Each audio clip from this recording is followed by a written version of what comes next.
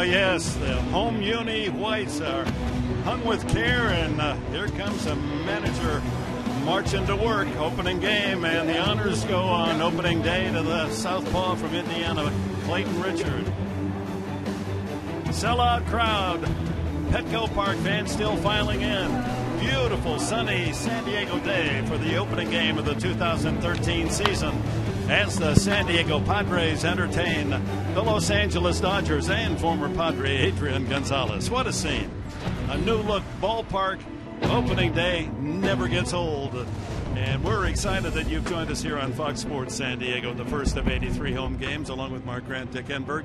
You know, you're down on the floor making those introductions, and you feel the crowd, just the flowing of their energy down onto the field. I get shivers. Every player has a smile on their face. They're wearing the new uniforms. And the one thing I look at, Mr. Enberg, is older generation, younger generation. Nothing but smiles. Everybody wearing their Padre gear. And, yeah, there are some Dodger fans here as well. But this is a great day. Like everybody says, this should be a national holiday, and we are very, very lucky to be a part of it. And the loyal fans here, we are San Diego. They're proud that they carry the banner of the San Diego Padres. Let's hope the team will get them off on the right foot with a win today in these newly redecorated and renovated environs. You know, during the offseason, I made it a plan to not come down to the ballpark during construction because I wanted to see the finished product. Left field line, 336, 402 left center, still the same 396. The big difference, 322 down the right field line, and look at 391. They brought it in 11 feet.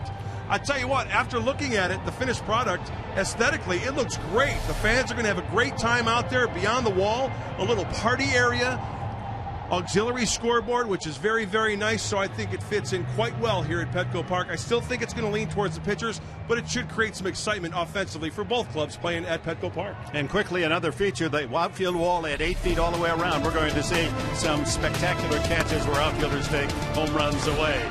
Left-hander Clayton Richard, a 14-game winner a year ago. He'll toe the slab opening day in San Diego.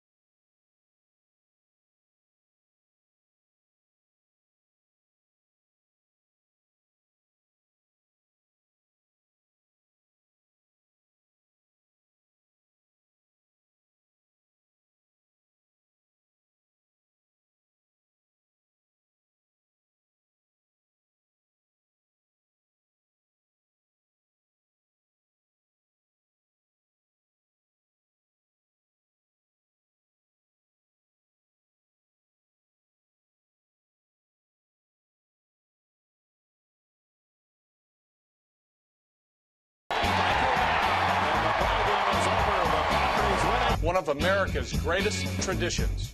Beat LA! Beat 'em! Crack of the bat. The roar of the crowd. Petco Park at its finest. Oh, my! It's time to beat the Dodgers. That's a great opening. players of the Padres very much in form, and so is Richard. Typically, he's ready to work before everyone else. He's already thrown the first pitch of the game, and it just misses the strike zone to Carl Crawford, one of the new Dodgers, and it's 1-1. Andy Fletcher behind the plate, calling balls and strikes on this opener. Crawford off to a good start, 9 for 20, 450 average, 2-1. Boy, Clayton Richard pitching like he's double parked here at Petco Park. He needs a quick start, Dick. 1, 2, 3 inning, get back in that dugout, and hopefully these fans can get behind these Padres early on. Mark Ellis and Matt Kemp scheduled in the first, and it's 3-1 to Crawford. Crawford in 6 games. The Dodgers are 4-2 their start. He's had 4 multi-hit games already. Part of that big trade with the Red Sox. Came over with Gonzalez and others. And he earns the leadoff walk. That is not in character of Richard, usually with pinpoint control. And today's Dodger lineup is brought to you by Hyundai. Crawford followed by second baseman Mark Ellis. Matt Kemp hits third. Adrian Gonzalez in the cleanup spot. Juan Uribe moves in front of Andre Ethier because of Ethier left-hander against Richard. Then it's A.J. Ellis, the catcher, Justin Sellers, the shortstop, and Josh Beckett on the mound. You know, you look at that lineup, you think Crawford and Ellis are going to get good pitches to hit with Kemp and Gonzalez hitting third and fourth. You betcha. Ellis, tough professional out. He takes a strike on the outside corner. His spring so far, 7 for 18. As you can see, 389 average. Gets good pitches, as Mark implies. You know, you got Kemp behind you. They don't want to walk Ellis, so he should get something he likes.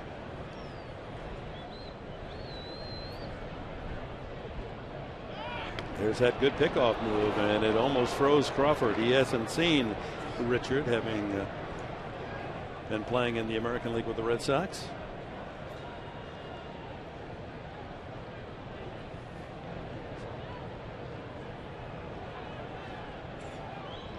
Had him going the other way. Yes, he did. Clayton Richard going with the slide step, and Crawford went to a full step back to first base. Totally fooled. Ahead on the count, 2 strikes to Mark Ellis. Good bat control. Kind of hitter that can go behind the runner, and there is a gap, of course, on that right side for him to shoot. Out of play. Clayton Richard, today's starting pitcher, brought to you by Jaguar of San Diego. Well, great numbers for Clayton Richard last year. The ERA under 4, even at 14-14, but better numbers against these Dodgers and at Petco Park. So you talk about setting the tone for the opening week here at Petco Park. This is a very important game for San Diego. Clayton Richard knows that. The Padre team knows that as well. In the dirt, blocked by Hundley.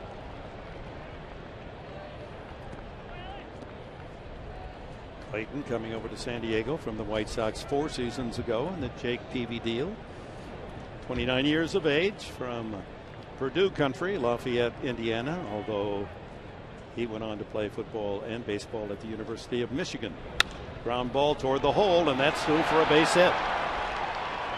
Ellis with a single to left.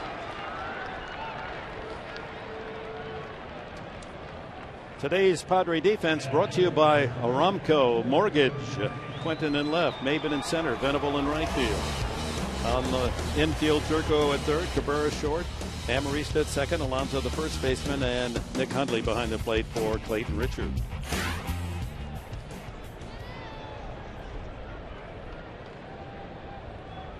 Well, out of the stretch with runners on and Matt Kemp on the plate is not what Clayton Richard hoped for. Talk about needing to make a good pitch here. Another grounder would be nice. That one just happened to find a hole. Matt Kemp has had particularly outstanding success hitting at Petco. Career .339 here at the Petco yard. Against Richard as well. He's hitting .375 lifetime. A couple of home runs. So a tough out as the infield is in double play position. Good off-speed pitch. Looked like a changeup. What a great pitch with runners in scoring position and a power hitter like Matt Kemp. Dodgers opened the season last year. The Padres in the very first game of the year, opening here at Petco against the Dodgers. They'll play 19 times this year. 10 of those here in San Diego. Strike. Kemp backing away as if that was too close. Not close at all. That's in the strike zone.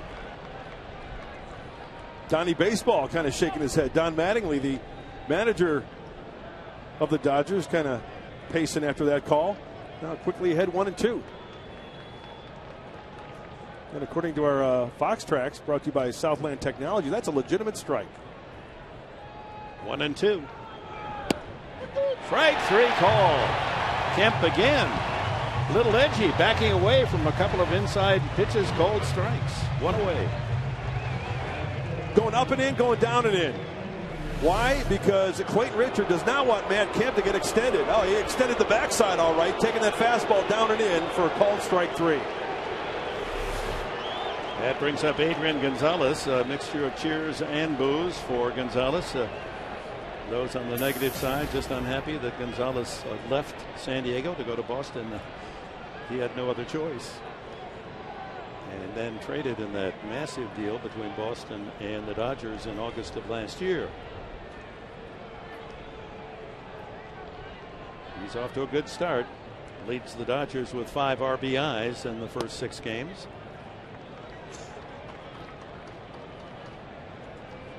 He was second best, Mark Grant, in the major leagues with runners in scoring position last year. Hit .392. And one of the best eyes in all of baseball when you talk about command of the strike zone. We talk about command of the strike zone from pitchers. Adrian Gonzalez, an eagle's eye when he's at the plate.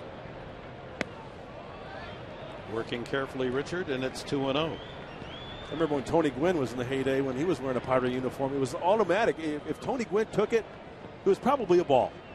He was that good. And he got the reputation through the years that umpires would know that. In a close pitch, if Tony took it, it was probably a ball. 2 on, 1 away here in the Dodger first inning. And fouled at the plate. It's the old Ted Williams line, and the catcher complaining, hey, that's a strike. Whoa, that's a strike. Finally, the umpire saying, son, Mr. Williams will tell you when it's dropped a strike. Mr. on him, huh? Mr. Tony Gwynn will tell you when it's in the strike zone. So 2-1. Richard working on former teammate Adrian Gonzalez. 4-time Padre MVP standing at the plate. Out in front. A good sweeping fastball. Looked like maybe even a cutter. Let's take another look. Check that. That's the old Clayton Richard slider. Pitching backwards. 2-1. A fastball count, pulling the string to even at a 2-2. Nicely done. 2 on. 2-2 on Adrian Gonzalez.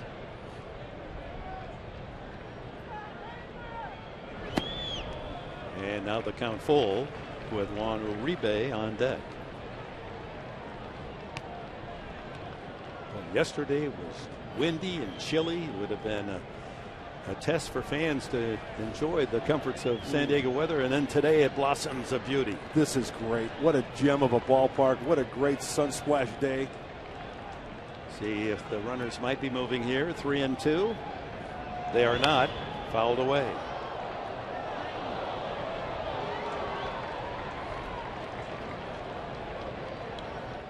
Adrian has the great ability, we saw it when he was here as a Padre, to wear out left field, left center field. Hence the defense for San Diego. Quentin shading the line and left. Cameron Maben way over on the shortstop side in center field.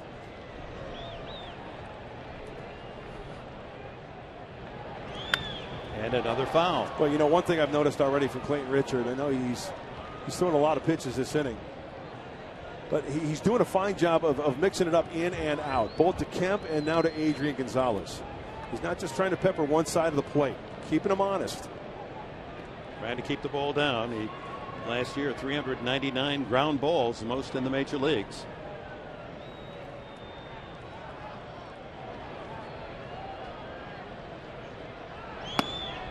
Bases are loaded. Walk, single, strikeout at Kemp, walk.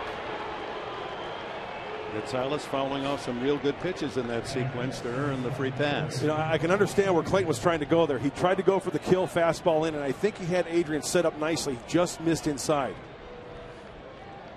Juan Uribe, limited duty so far the first week of the year. He's 0 for 6, but he's in the lineup because of how he has been able to handle Clayton Richard. 10 for 26 against Clayton Richard and 2 home runs. Do not throw this guy a breaking ball for a strike. He's got a slider speed bat.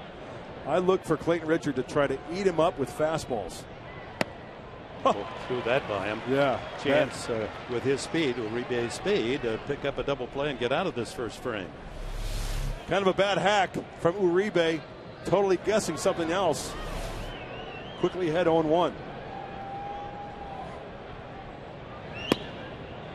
Off the plate, 1-1.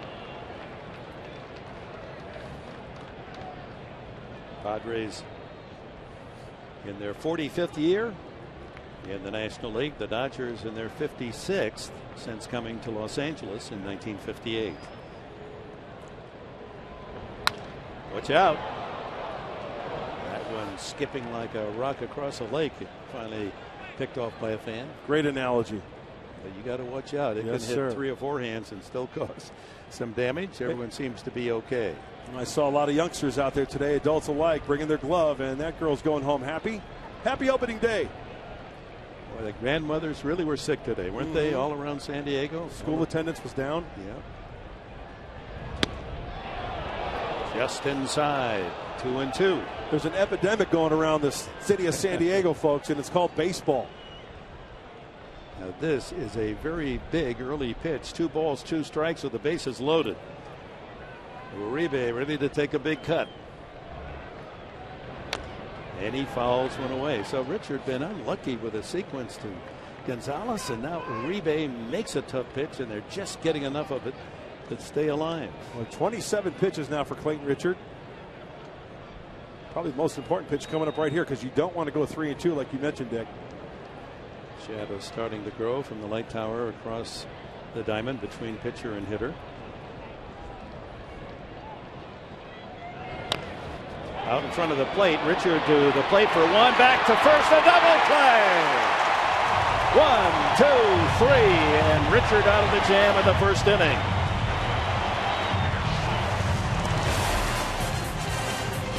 Nicely done, Richard. To Huntley, to Alonso.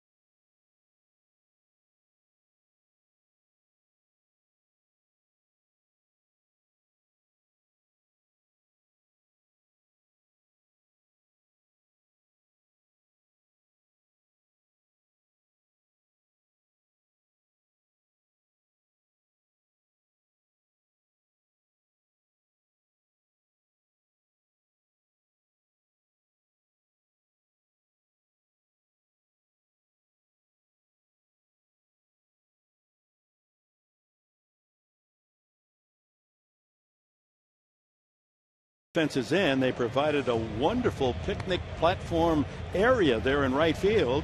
And to give us the feeling of it all, Laura McKeeman. Laura. Well, Dick, it's just spectacular over here. And yes, they moved the fences in 11 feet, lowered the right field wall to match the center field and left field walls that are sub 8 feet. And with it all, they created the Jack Daniels deck. Now, they want to be specific about this. It is a deck, and that's to pay respect to the military that's so important in our San Diego community. It's short for, it's going to be called the Jack Deck. Now, of course, that has the military implications, but it also serves as a home run moniker, Dick.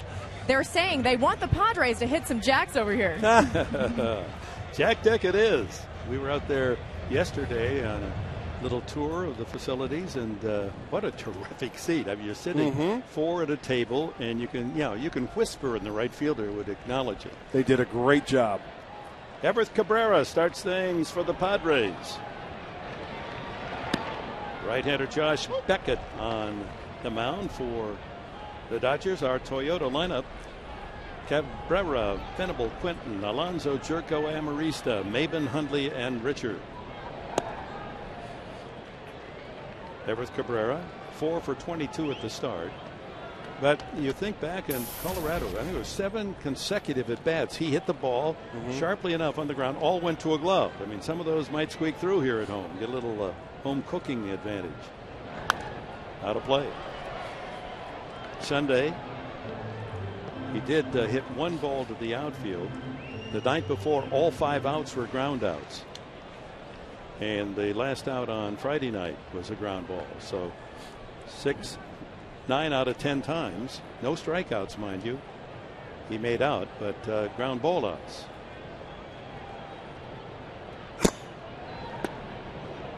Good eye there. That's a pitch that last year he chased a lot, that breaking ball down and in. Beckett, 32-year-old veteran from Texas, Spring, Texas, big A&M fan, 6'5" and 225. There's a good breaking ball. And Cabrera takes a seat. Today's defense brought to you by Hyundai for the Dodgers. Crawford in left, Kemp in center, Ethier in right. Around the horn, Uribe, Sellers, Ellis, and Gonzalez. A.J. Ellis behind the plate, no relation to Mark Ellis, the second baseman. Will Venable hits one deep to right. That's the way to start the home season. Touch 'em all.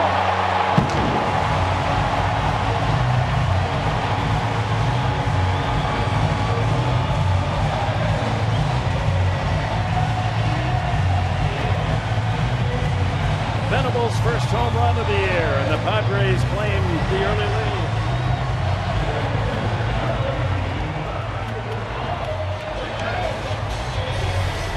Well, that would have been a home run before they moved in the fences. That cleared that back wall of the jack deck. Fastball, belt buckle high, and as Laura McKeeman was saying, that's a jack.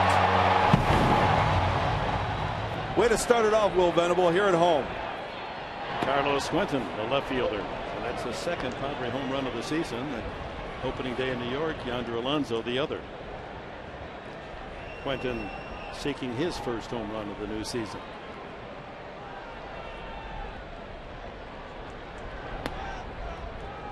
Well, 1-1 the count. Talk about starting off a great way to the homestand. First pitch from Josh Beckett, all over it.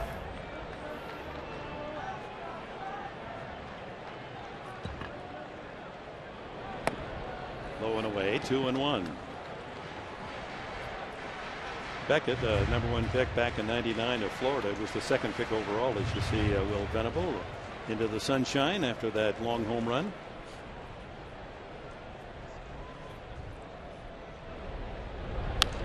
High fly ball, back of third, angling over the shortstop. Sellers calls off Uribe. Fair ball out. Now, 32-year-old Josh Beckett, you know, he's not the pitcher he once was. He threw in the upper 90s, so he is somewhat trying to reinvent himself. He is a pitcher. On top of the ball, he thinks sink, utilize the grass. That's what he's thinking about when he's out there. That pitch was up. That pitch was up to Will Venable, sent it out of the ball yard. 2 out to Yonder Alonso. Celebrated his birthday yesterday, 26.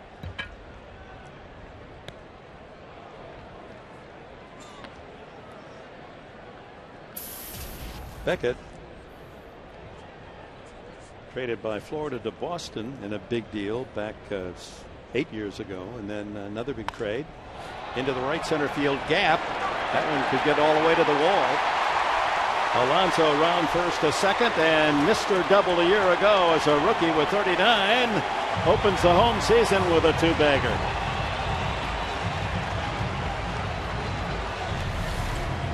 Well, as I mentioned, Josh Beckett, he's not the pitcher he was back in the old days with the Florida Marlins. His fastball is going to be about 92, 93, and Yonder Alonso does a good job. That pitch is up. See how he kind of had to get his hands up to stay on top of that ball to prevent the high pop fly. Stayed on it nicely and split the gap for his first double. Brings up Jerko, Jed Jerko, 6 for 23 to start with 3 RBIs. It's got to be really an exciting day for Jerko. I mean, the opening day was one thing, but now to open with those fancy new white uniforms in front of the home crowd, it's a much different environment.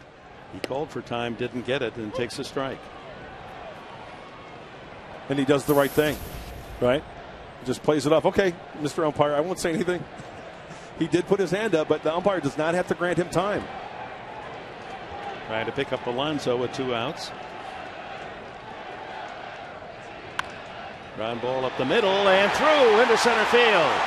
Alonso digs around third and scores. The Padres lead 2-0.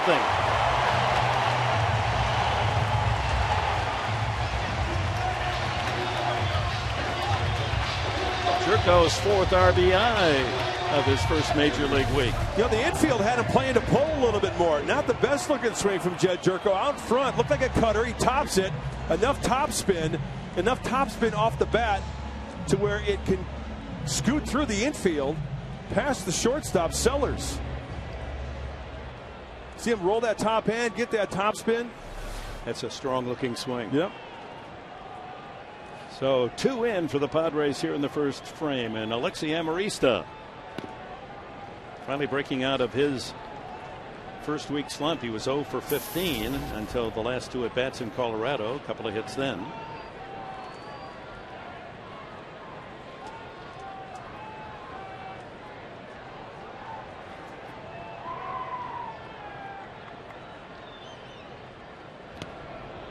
Change up.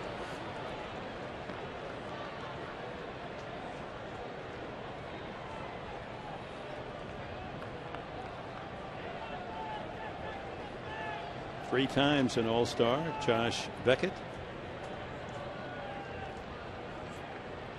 He's had a great career, but as Mark indicated, he's on the backslide of his tenure as a big leaguer. Inside, try to finesse more than overpower. Against San Diego lifetime, he's 5-2 with a 2.09 ERA. Here at Petco, 2-2, and his ERA again excellent, 2.73. Clayton Richards staked to a 2-0 lead.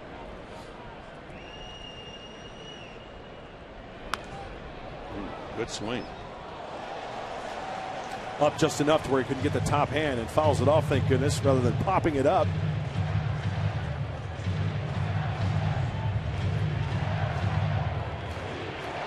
And the chant didn't take long. Beat LA.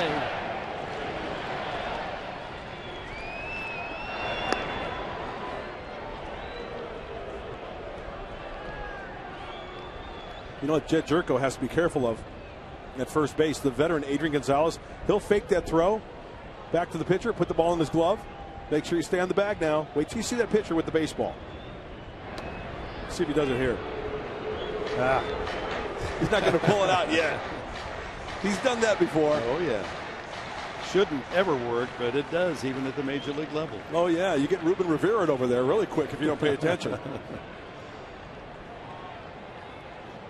2-2 pitch coming up.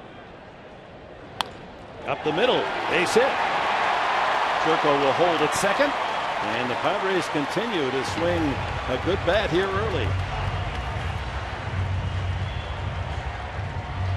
A hungry inning, a hungry team. They needed to have a first inning like this. If taken, a ball, but elevated enough to where Amarista can send it right up the middle. Padres are going after the Josh Beckett fastball. You know, the one good curveball he threw this inning was the strikeout to Cabrera. Haven't seen any curveballs since then. After Cabrera struck out, Venable with a long shot home run to right.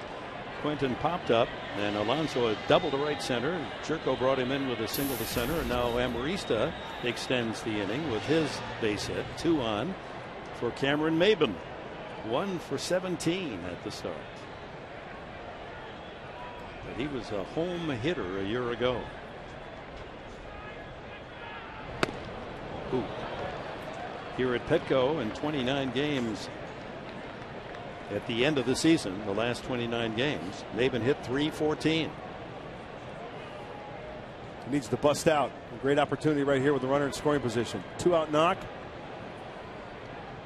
Outfield kind of stayed straight away for Cameron Maben.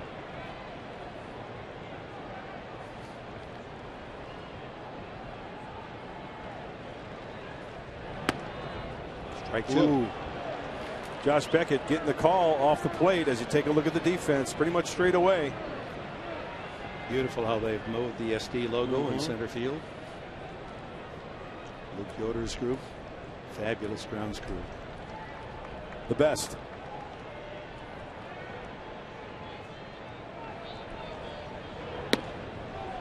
Went outside again, figuring maybe I'll get another called strike. Sure. 1-2 now. It's amazing what a home run will do to your conversation skills. Will telling a great story down on that bench. 1-2. Again, trying to pick at the paint. 2-2. Giving some tips, some hitting tips to Kristen Orfia. Talking bat angle and grip. Either that or they're talking their golf swing.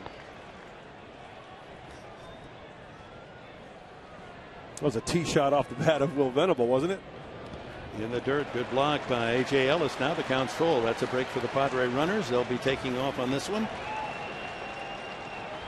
Well, you know, Amarista could score on a short double. You know, there's an old adage in baseball. If a pitcher throws a breaking ball 2-2, why not throw it 3-2? Keep that in the back of your head with Josh Beckett out there.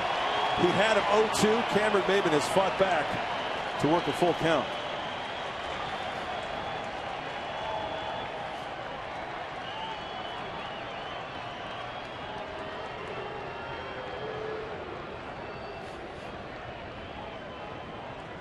Maben thinking things through before he steps back in.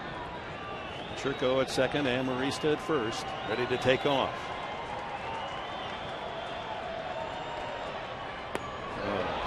Struck him out. Check swing, and he looks at strike 3. But the Padres get 2 in the first inning, and to light the fuse at home, Will Venable with a long home run.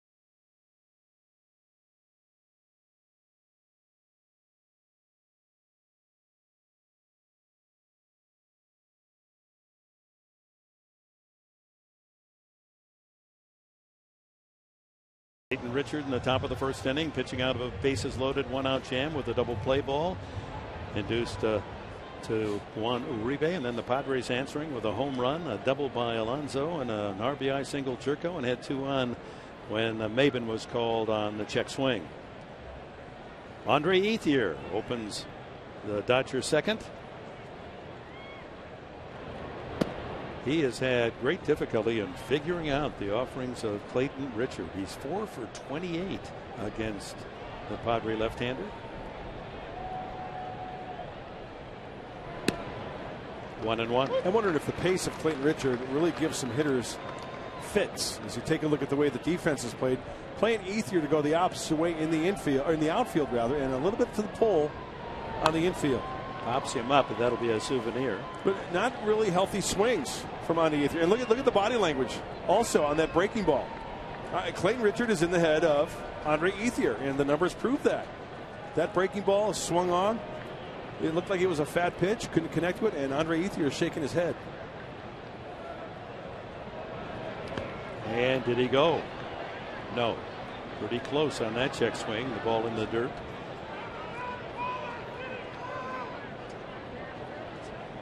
Ethier, A.J. Ellis the catcher, and then the shortstop Sellers to hit for the Dodgers here in the second. Jammed him, but that's going to be a tough play. Safe.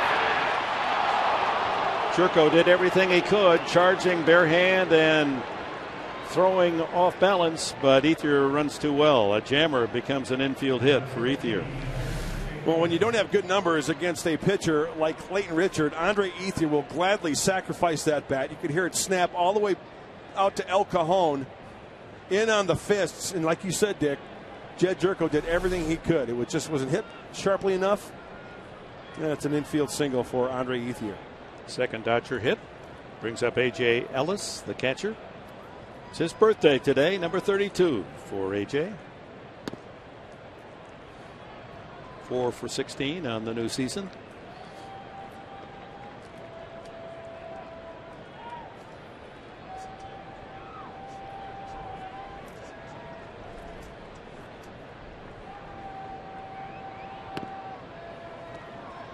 Richard falls behind 2-0.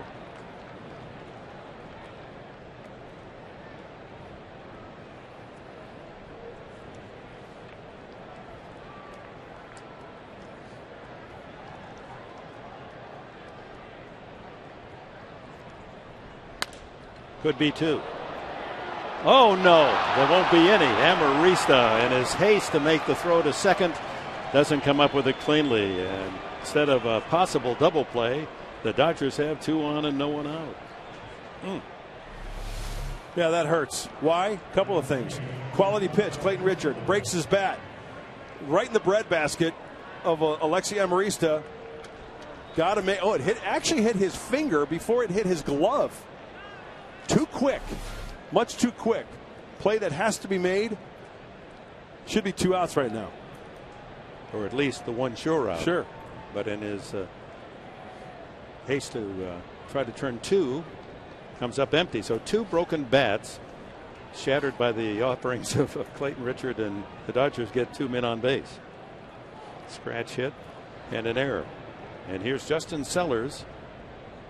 He's 1 for 16, but it was a big one, a home run.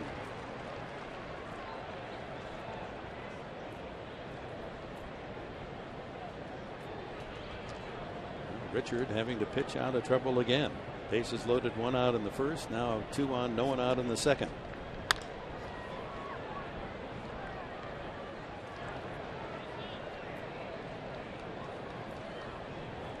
Well, that new scoreboard out in right field is a nice addition as well. It's nice, isn't it? Yes. I'm just a big fan of that whole area out there. I'm a big fan of cotton candy as well. And the brown. Nothing like cotton candy when you're in the Jack Daniels deck out there. That's a good combo. 1-2. He did not go, says first base umpire Chris Conroy. Yeah, he held. You agree? I agree. First time this year. Good. Mark that one down.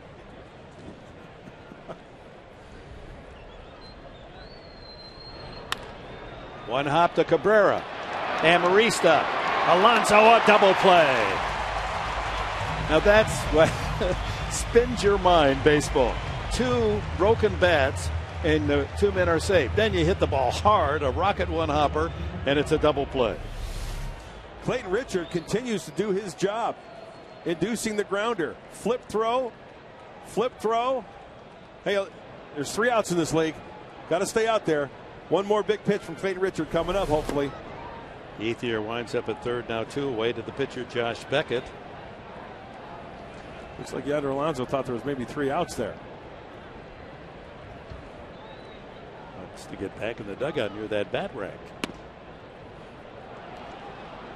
2-0 to Beckett.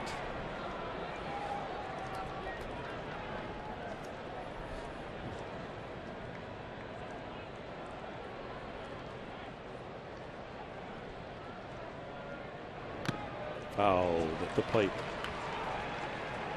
Beckett, a 136 lifetime average, 33 hits and 242 turns. He has hit 3 home runs in his long career, and he takes strike 2. Pitch away from getting out of another jam.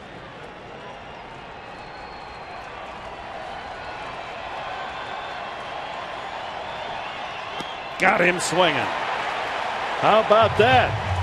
Walking the tightrope in 2 innings and able to get out of both jams, and the Padres lead 2-0.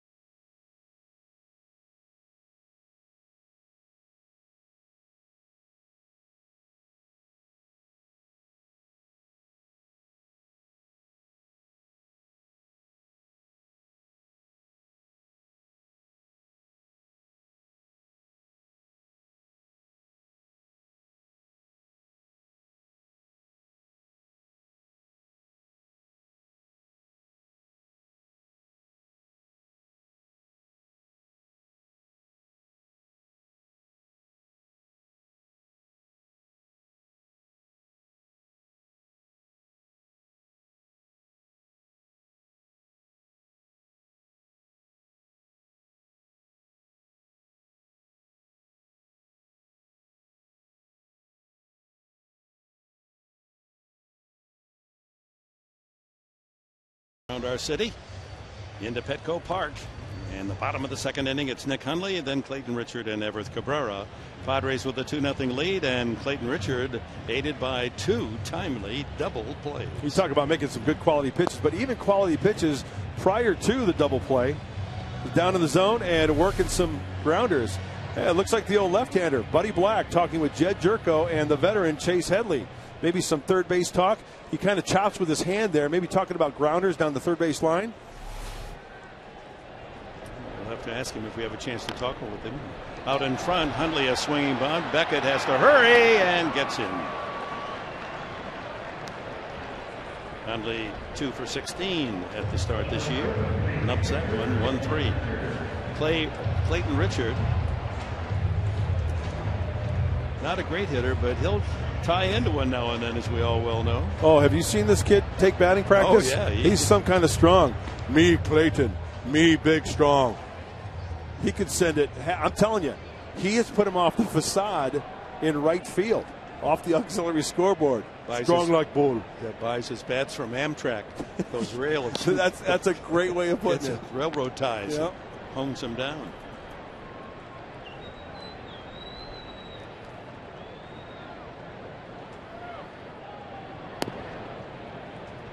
One and one.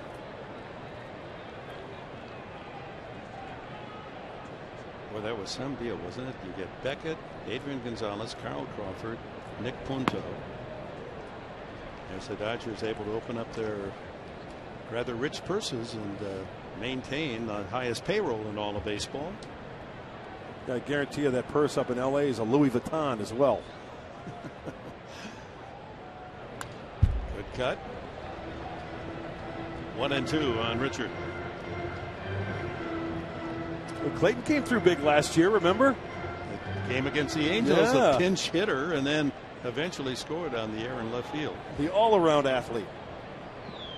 Swing and a miss. No, he got a piece of it. Andy Fletcher says just enough to stay alive.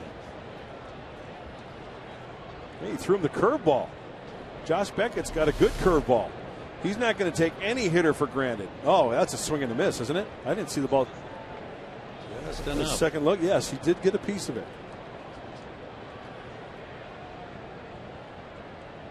Foul back.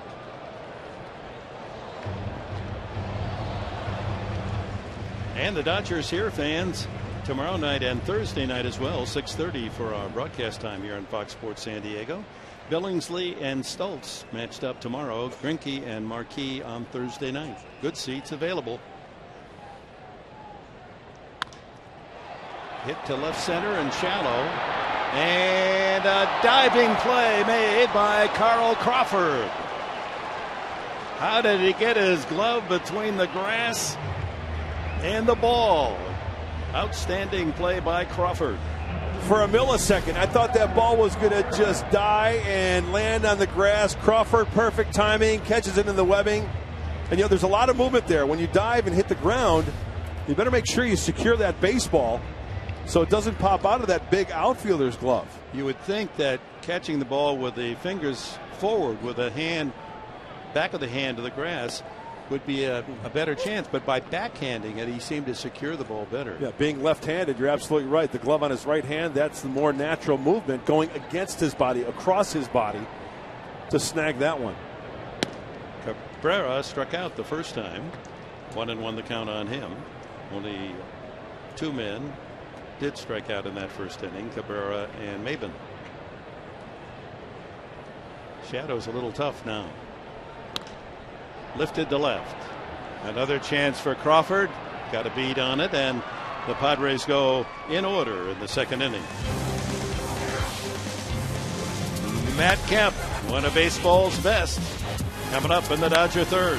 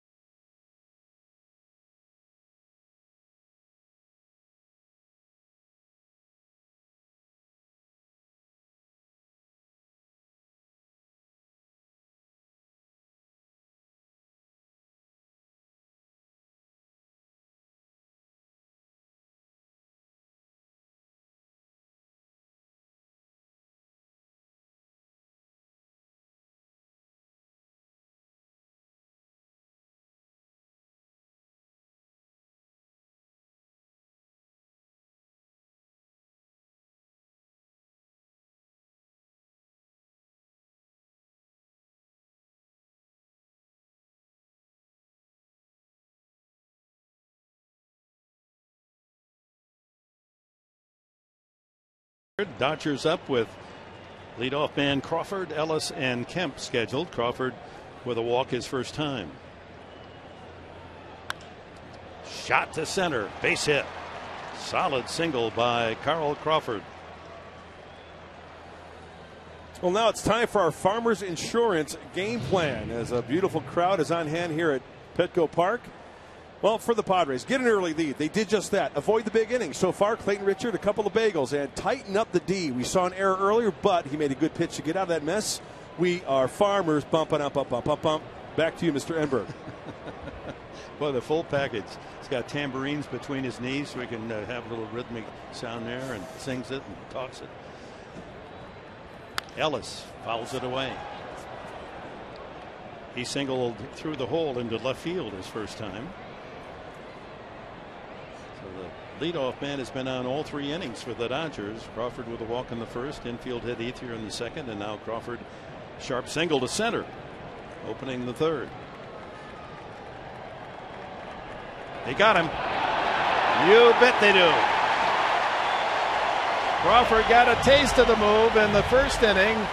Was frozen, and this time Clayton gave him his A+ move, and he's gone. We have to realize just how great of a move it is from Clayton Richard and how that shuts down the running game. Carl Crawford totally fooled.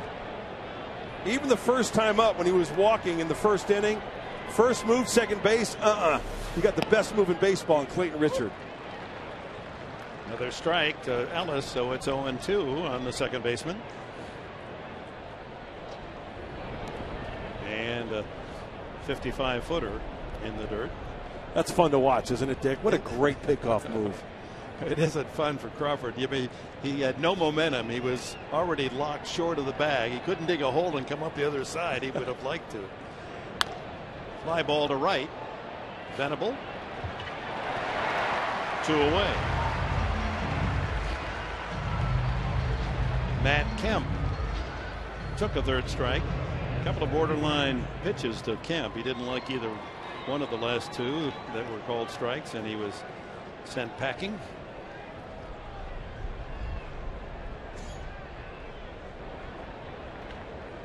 $15 pounds lighter this year. He does look slim, doesn't he? Ball 1.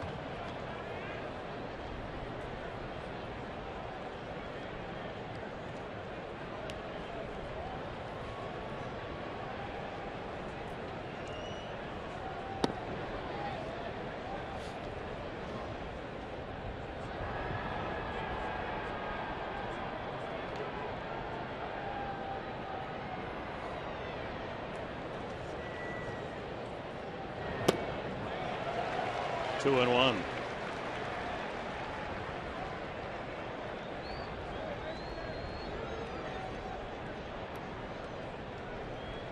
Our Saquon Daycation strikeout note. As you saw, the total for Clayton Richard, most against the Rockies and 44 against the Dodgers.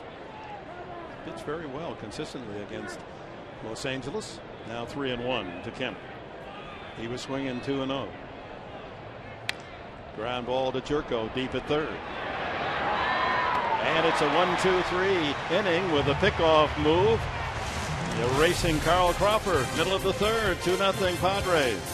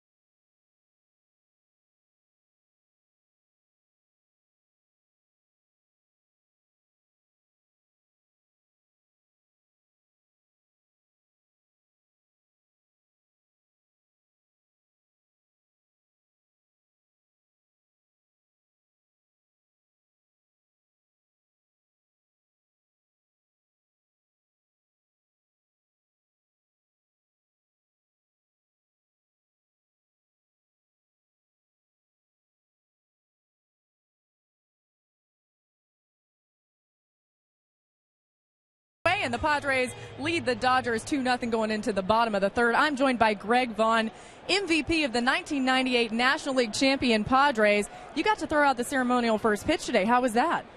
Nerve-wracking. I haven't picked up a baseball to throw it in about 6 years, so I was. Did you throw a strike?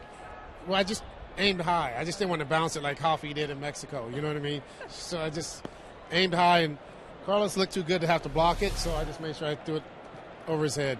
Yeah, Carlos Hernandez, your teammate from 1998, not looking dirty at all in his very nice white suit there. So just talk about some of the history being a part of today, and as we're coming up on the 15-year anniversary of that team. Well, for me, like I said, this is a home away from home growing up in Northern California, and that season was some of my best memories in all of baseball, you know, and not just on the field but off it too, you know, with our teammates. Like I said, we truly love one another. You know, it was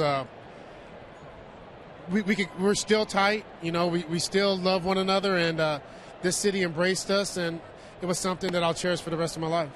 Thank you so much, Greg. Dick, that Padres bond spanning over decades. Yes, it does, and it's real. Greg Vaughn hit 50 home runs that year, a San Diego record, on the way to the National League Championship. How about Venable? During that interview, he laced one deep down the right field line, just too far out in front, but he hit it hard. 2-2. Now the count on Venable, a home run his first time up. Here it is. It's a first pitch fastball above the belt. Reaches out and fouls that one down the left field side. Let's see if Josh Beckett makes an adjustment, because this at bat, as Dick mentioned, that foul ball was the first pitch. He caught it way out in front. Remember, Josh Beckett has that curveball in his back pocket.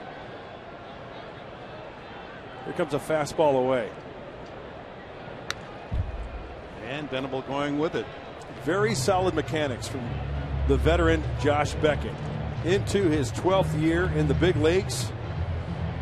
He came on the scene, quite a storm for the then Florida Marlins, a world championship, on to Boston. He's had one heck of a career. 132 wins. And I'll tell you what, when he pitched that game in Old Yankee Stadium to clinch the world championship, you do that in New York against the Yankees, I'll tell you what, that does wonders. Not only is he talented, but as far as the confidence for the rest of his career. And you know what they say, Dick? You do it there, you can do it anywhere. Anywhere, yeah. Can you sing that one too? I'll save our audience the grief. You only do commercials. Full count now to Venable. Quinton and Alonso to follow here in the third. Did he go? Yep. Venable on his way to first base, but punched out. Went around. Third strikeout for Beckett. This is the cut fastball. It's down, and Will cannot hold up. So Beckett making the adjustment, going down out of the zone. Carlos Quinton skied a high popper his first time up down the left field line, shallow, and shortstop Justin Sellers went over to capture it.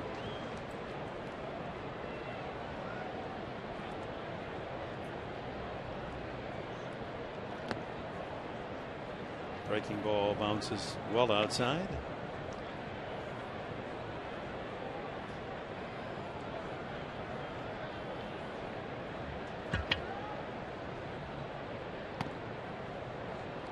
You know, one of the things that I wanted to say in the pregame show before we left after doing our pick the stick, you know, it's a long season, the 182 games, and then the playoffs and all.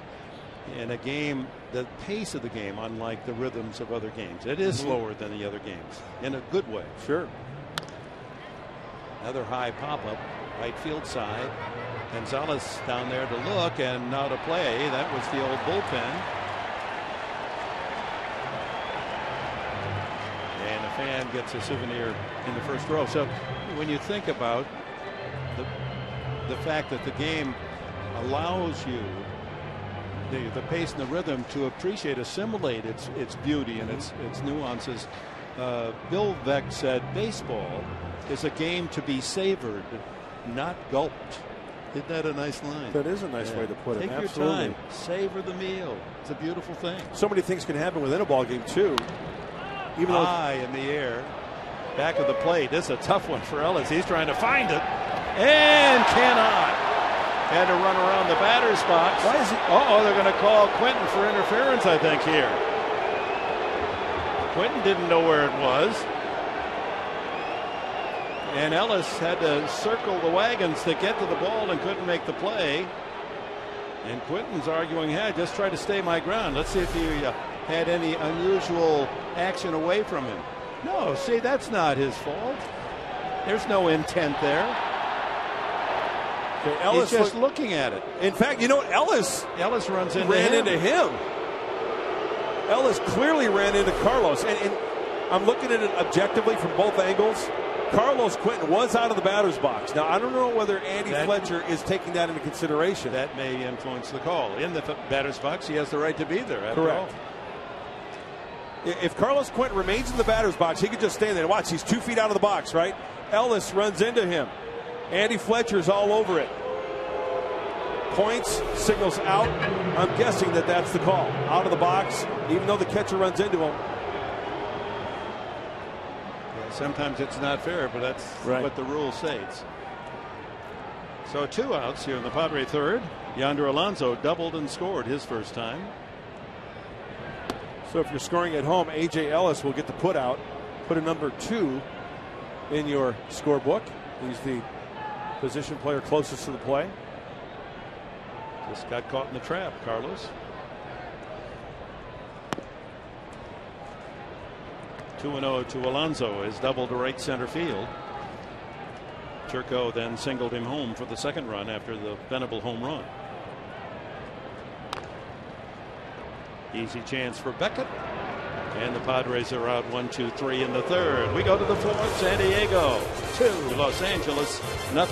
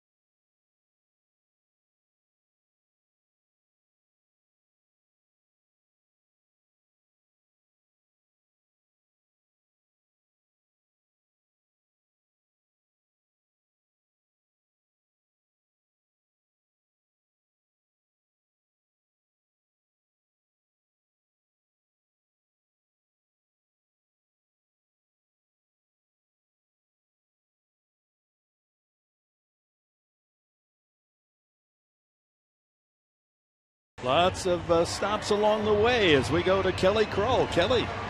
Hey guys, we're here in the beer garden by Ballast Point. A great crowd out here today, as you can see behind me. These guys excited. If you are a beer fan, this is the place for you. San Diego, known for their craft beers, and they've got a great selection out here. If you want your cocktails, it's right next door. Also, some great food options as well. Those ballpark sliders, I can tell they're going fast. So you got to come out here. And maybe my favorite part of the whole area has to be the 6 flat screen TVs back here that have our broadcast on, so the fans don't miss a minute of the action. And they're loving it out here, guys. All right, Kelly. Make sure there's a lot of foam. No bad hops out there. Yeah, no, who goes there? That's left field. That's where you go. We're having a lot of fun out there. Thanks, Kelly. Adrian Gonzalez leads off the Dodger fourth inning. Middle of the order, Uribe and Ethier to follow.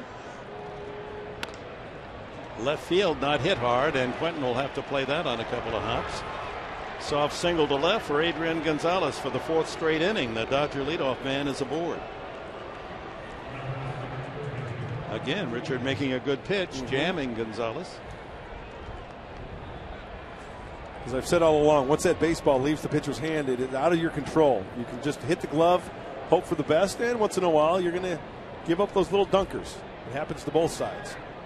Uribe, with the bases loaded in the 1st inning and 1 out, bounced into a 1-2-3 double play. Just misses wide. Padres with a couple of double plays backing Clayton Richard. Chance for a 3rd here.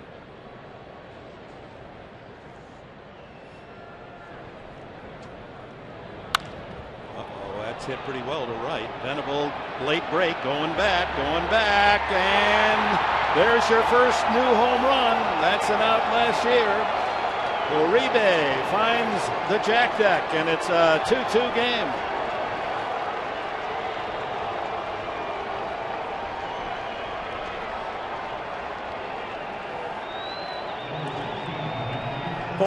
We mentioned that Juan Uribe likes the breaking ball in the zone. What pitch is this? It's a fastball. It's outer half. He does a great job of staying inside it. Just between the scoreboard and those outstanding tables and chairs on the deck. So he just got it in. 2-2. First hit of the year is a home run for Uribe. He continues to terrorize Richard. That's the 3rd home run off Richard in 28 at bats. You know, I think you'll see more opposite field home runs from strong right-handed hitters here this year, just for that reason. The power hitting left, like Venables, who is a home run regardless. Right. Yeah, you're still going to get those, but for the right-handers that hit it a good jolt, but would not have been out last year. That's why pitchers are going to have to be careful. If you're going to pitch to right-handed power hitters, make sure you keep it down and away. Up and away, chances are that might be the result. Mark Sweeney is joining us down by the Padre dugout. A couple of questions for you, Mark, as we watch Andre Ethier, an infield hit the first time, and he singles to right field. 3 straight hits for the Dodgers here in the 4th. Did you hear the explanation from Carlos Quentin on that pop fly that Ellis didn't collect? Yeah, just watching it, when the pop fly went up, I actually looked up right into the sun, so I didn't see the reaction early. But when he came in, I saw a lot of conversations with people, a lot of uncertainty down here near the dugout. Here's the play, and Quentin looking up at it, and Ellis, the catcher, bumps into him. Watch here. Yeah. And that's ruled interference. I don't know. Was he out of the batter's box? Yes, he had both feet out of the batter's box. He was behind home plate. Andy Fletcher was all over it. Very emphatic with his call. The Dodgers with a single, bloop single by Gonzalez, a home run Uribe, now a line single Ethier. And A.J. Ellis, safe on an error by Amarista the first time up, is the hitter. 2-0.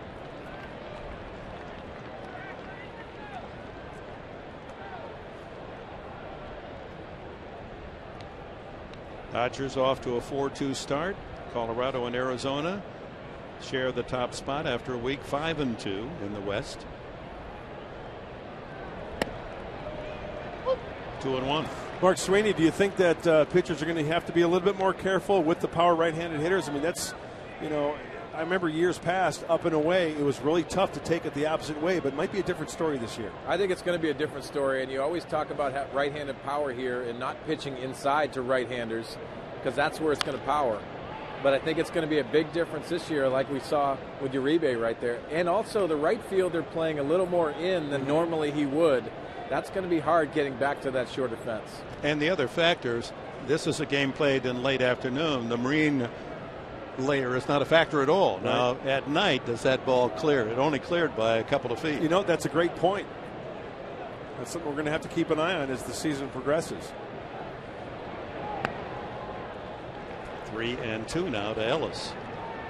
Mark, the one thing I like about the differences this year is the 8-foot wall. It gives a right fielder the chance to go back on a deep fly ball that's up in the air for a long time to try to snatch it back, and that's one of the exciting things about baseball. It is. High fly ball center field. Maben up a few steps. One away.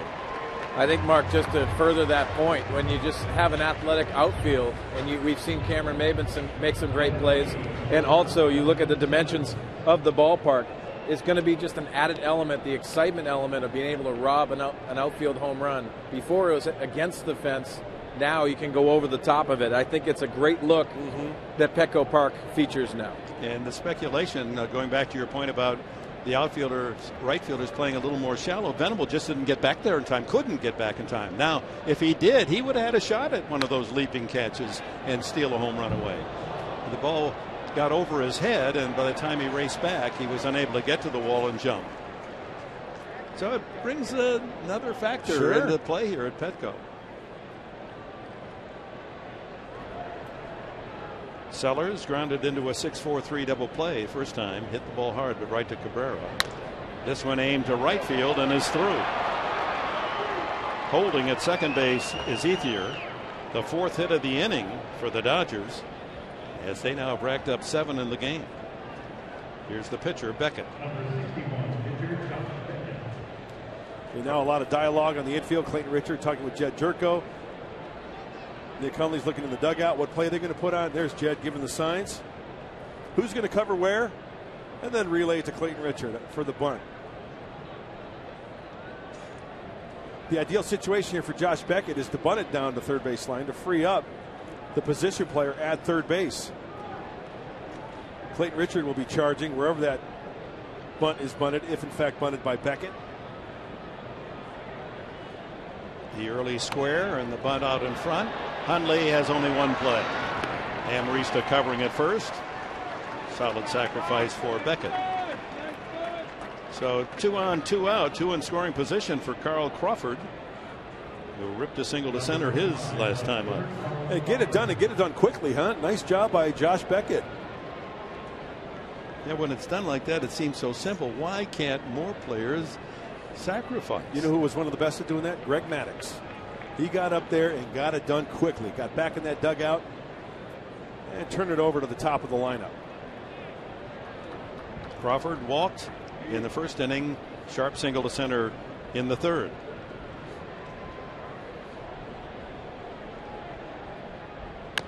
High chopper, tough play. Amarista has to hurry in time. The Dodgers tie it. 4-hit inning. 2 of the runs come home on Juan Uribe's first homer of the year.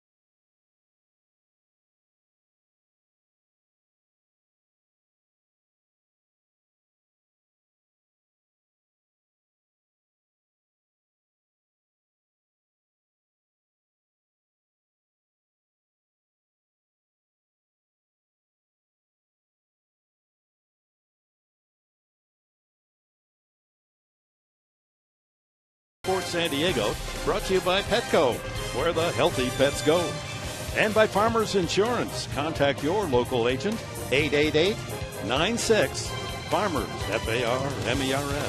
888-96-FARMERS. Bottom of the fourth inning here at Petco Park. Season opener, and the Padres and Dodgers tied at 2. And the bottom of the fourth inning coming up as you look at the Jack deck out there in right field. Roll out the barrel. Have a good old time. Look how much room there is between the top of the wall there, that 8-foot wall, and back to the back wall. That's a great place to have. I don't know how much those tickets are, but you get a table of 4 out there and have yourself a good time. Doing the old number 7. Come in a whomping and a whooping. Jerko, a high fly to right center. Ethier calling. First out of the fourth. Brings up Amarista. That is a great way to spend an afternoon or an evening at the ball yard. Mark Sweeney, what do you think about that vantage point? Oh, I love that vantage point. You know, coming onto the field early in the ball game, you didn't see a big difference visually until that right fielder went out there. Then it gets a little closer. But, man, what a great spot for the fans. Amarista singled to center his first time. So he has 3 consecutive base hits. Last 2 times up in Colorado.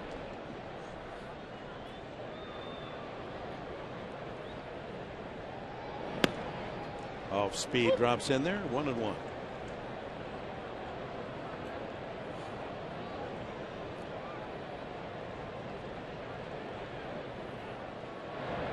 In the dirt. Quite a day in history for the Dodgers, for longtime fans. Exactly 100 years ago on this day, Ebbets Field opened in Brooklyn. So that would be 1913. Sharp as a bowling ball. Wow, you are really on it today. Opening day aid material. You know, that is honestly, that is one venue that I wish I could go back in time and experience. Because I remember talking to Mr. Scully about Ebbets Field, and the way he described it, just so intimate, and the fans were right there. Oh, bandbox. Lifted behind short. Long run for Sellers. Crawford coming in to call. And in the shadows of left field, 2 away. Hey, Padre fans, get to the park early Saturday, April 13th, when the Padres host the Colorado Rockies. First pitch 5:40. The first 25,000 fans in attendance are going to take home a Chase Headley bobblehead presented by Fox Sports San Diego. Don't wait. Get your tickets today at Padres.com or get on the horn at 619-795-5555. And we thank Chase Headley today for being our pregame guest. Nice interview, catching up with Chase. Yeah, that's next Saturday now, 5:40 game. First 25,000 get the bobblehead, so get out here early. So 2 away to Cameron Maben. Maben struck out swinging on a check swing first time. Curveball, and he's out in front. So since the single by Amarista in the first inning, 9 straight outs for Beckett. Free and easy delivery, sound mechanics, repeating those mechanics. What does that do? It repeats the release point. Therefore, good pitches. Goes right back to the breaking ball. 60th pitch coming up from the veteran right-hander.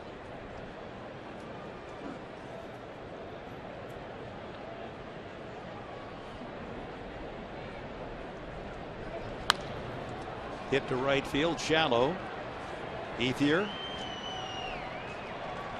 1-2-3 inning, all on short fly balls, and the Padres gone. On to the 5th, 2-2 tie.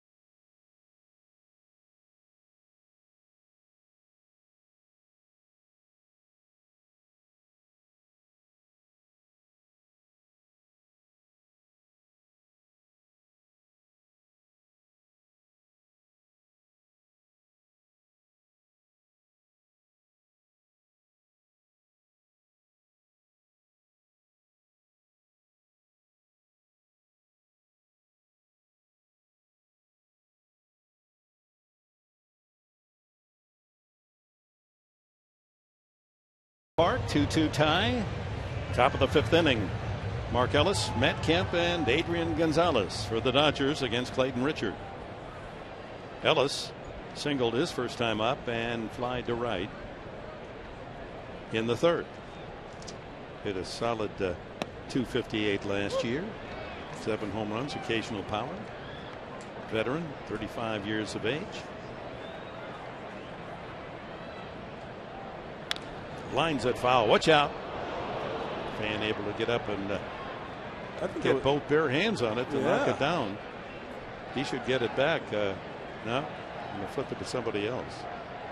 He did the hard work. Yes, he did. 2 strikes to count.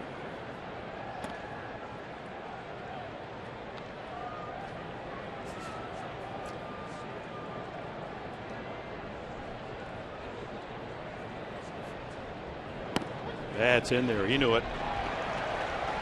3rd strikeout. Clayton Richard. Well, time now for the Firestone Extra Mile Index. Most consecutive seasons with a home ERA under 4. And you know, that's pretty much been one of the calling cards for the San Diego Padres. We talk about the rotation. We talk about the bullpen. Nine times, Mrs. Bueller. The ERA at home under 4. No wonder pitchers want to come to this great city. Matt Kemp has struck out and grounded to 3rd. Great to have the Sailors with us as part of the pregame ceremonies. And of course, Sunday next will be our first military day. Always special here at Petco. 1 ball, 1 strike to Matt Kemp.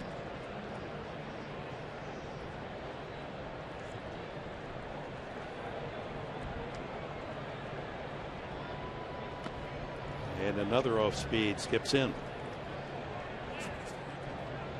How about Clayton Kershaw? He was named the National League Player of the Week, as some of the fans enjoy.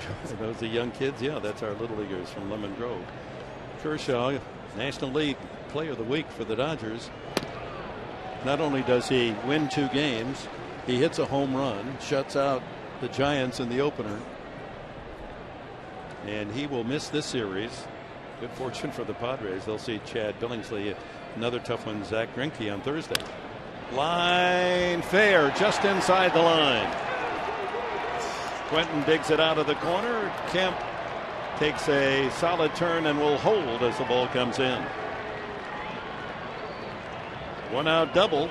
It's the first inning that the Dodgers haven't put the leadoff man on as Ellis struck out, but Kemp comes back with his first hit. Yeah, if you're going to throw the breaking ball to Matt Kemp, you got to make sure you get it way down and in. That ball is hooking, keeps it fair. You know, Matt Kemp can turn on the fastball inside, and he stays on that one long enough. If he catches that ball out in front a little bit more, it's probably a foul ball. It sounded funny, didn't it? Almost like he broke his bat.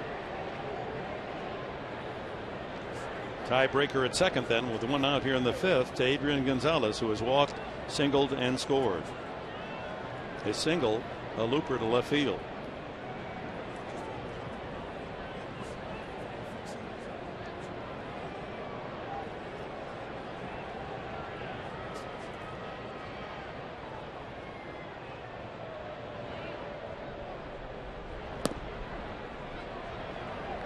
Tough lineup. You know, Mark Sweeney's down by the Padre dugout. I want to pose a question to you, Mark, regarding the quickness, how quickly Clayton Richard works. How does that work on the psyche of a hitter? Well, that's part of the scouting report when they have those meetings before the series starts. That's going to be one of those talking points that the hitting coaches talk about, how they can slow them down, get in their own rhythm. It's your time when you're in the batter's box. Take your time and step out if it's going too quickly. And then you just got to play mind games with that, but you have to go on your pace as a hitter. Hitting coach Mark McGuire now in an LA Dodger uniform. Kind of tough to see him in a Dodger uniform. Kind of like still Don Mattingly to see him in a Dodger uniform. Fly ball to center. Maben retreats. Kemp tags. Here comes the throw to 3rd. Not in time. 2 away. Kemp to 3rd. And it's up to Juan Uribe. He's seen both ends of success. Failure the first time up, bases loaded, no one out, grounded into a double play, and then last time homers to right field to tie the game. Well, no problem there for Matt Kemp tagging up at second base, going to third. Remember last year he was plagued with those hamstring problems. No problem there going to third base. This is where Clayton and his catcher Hundley have to be careful. Not throw one in the dirt that gets away. And ooh, that one almost did. You know, guys, down here at the field, you can see the shadows in the outfield that makes it very difficult for the outfielder to see the ball in the hitting zone. And it's very tough for the outfield. You saw Cameron Maben making sure he's going to make that catch. And Matt Kemp doing a nice job as a base runner, reading the body language. Uribe, slashing type hitter. That one high and foul into the second deck. Just making the good decision to further that point. Making good decisions at second base for Matt Kemp. Seeing Cameron Maben in center field just catching that ball and advancing to third base.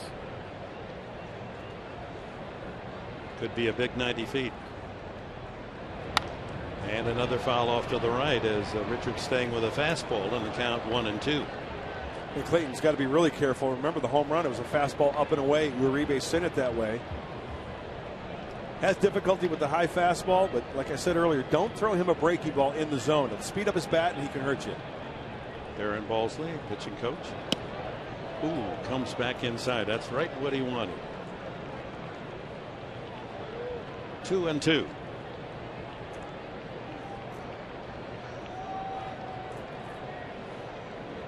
Petco opening its doors for the 9th year. Beautiful spot in downtown. Another foul.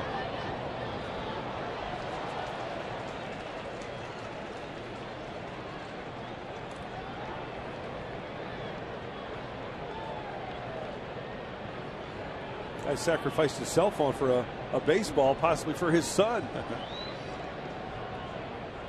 And another foul. That one going back near the press box. Adrian happy to be home. Still a major charitable contributor to San Diego County.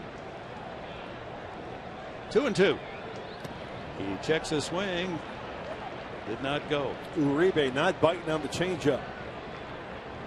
So full count to Dodger third baseman Andre Ethier on deck. Might see another breaking ball here. Don't throw him a strike. You know, Ethier doesn't have good numbers against Richard. You walk him. He walked him. Third walk from Richard. Time for our AT&T Twitter poll question for today on opening day. What is your favorite thing about opening day? If you like opener with family, it's hashtag opener family. If you like opener baseball, it's hashtag opener baseball. If you like the pageantry of it all, hashtag open pageantry. If you like to skip work, we're down with you. D, hashtag opener skip work. So get on Twitter, let us know how you feel, what you like about opening day, and we'll get back to you with the results. That's fun. So first and third here in the 5th, and Andrew Kashner begins loosening as Clayton Richard, inordinate number of pitches for him, 95. He's walked 3 and he's seen a few full counts and a lot of foul balls from the Dodgers. Here's a big out for him with first and third, a 2-2 tie. Ethier is 2 for 2.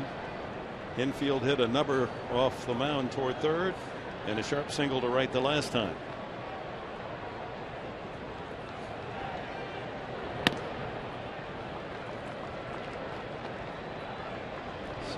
He's turned things around a bit today after going 4 for 28 against Clayton lifetime. And even though Clayton falls behind 1-0 with the fastball, he'll still throw him the breaky ball. Remember, tough swings from Ethier when he threw a breaky ball last at bat.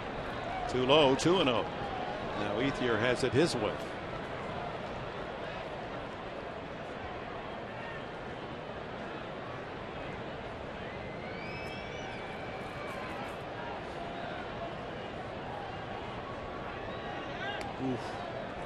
You know what?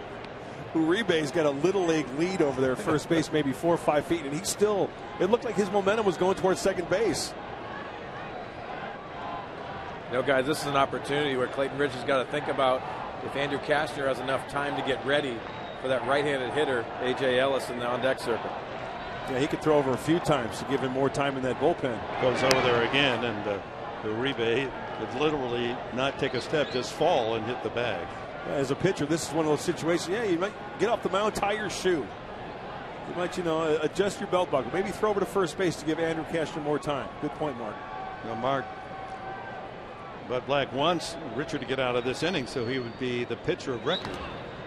In case the Padres come back with a run in the bottom of the 5th inning, Clayton able to pick up a win. But he's teetering here, scuffling in the 5th with 1st and 3rd, 2 out. 99th pitch coming up. Remember last time up, 2-1, he threw him a breaking ball, swung on and missed. Wonder if Ethier has that in the back of his mind, and let's see if Richard goes to it. Ground ball to short. Cabrera the short way. No, he goes a long way just in time. Once again, Clayton Richard pitches out a treble. 2 are left. We're at the halfway mark in this one. 4.5 in the book. Game tie, 2-2.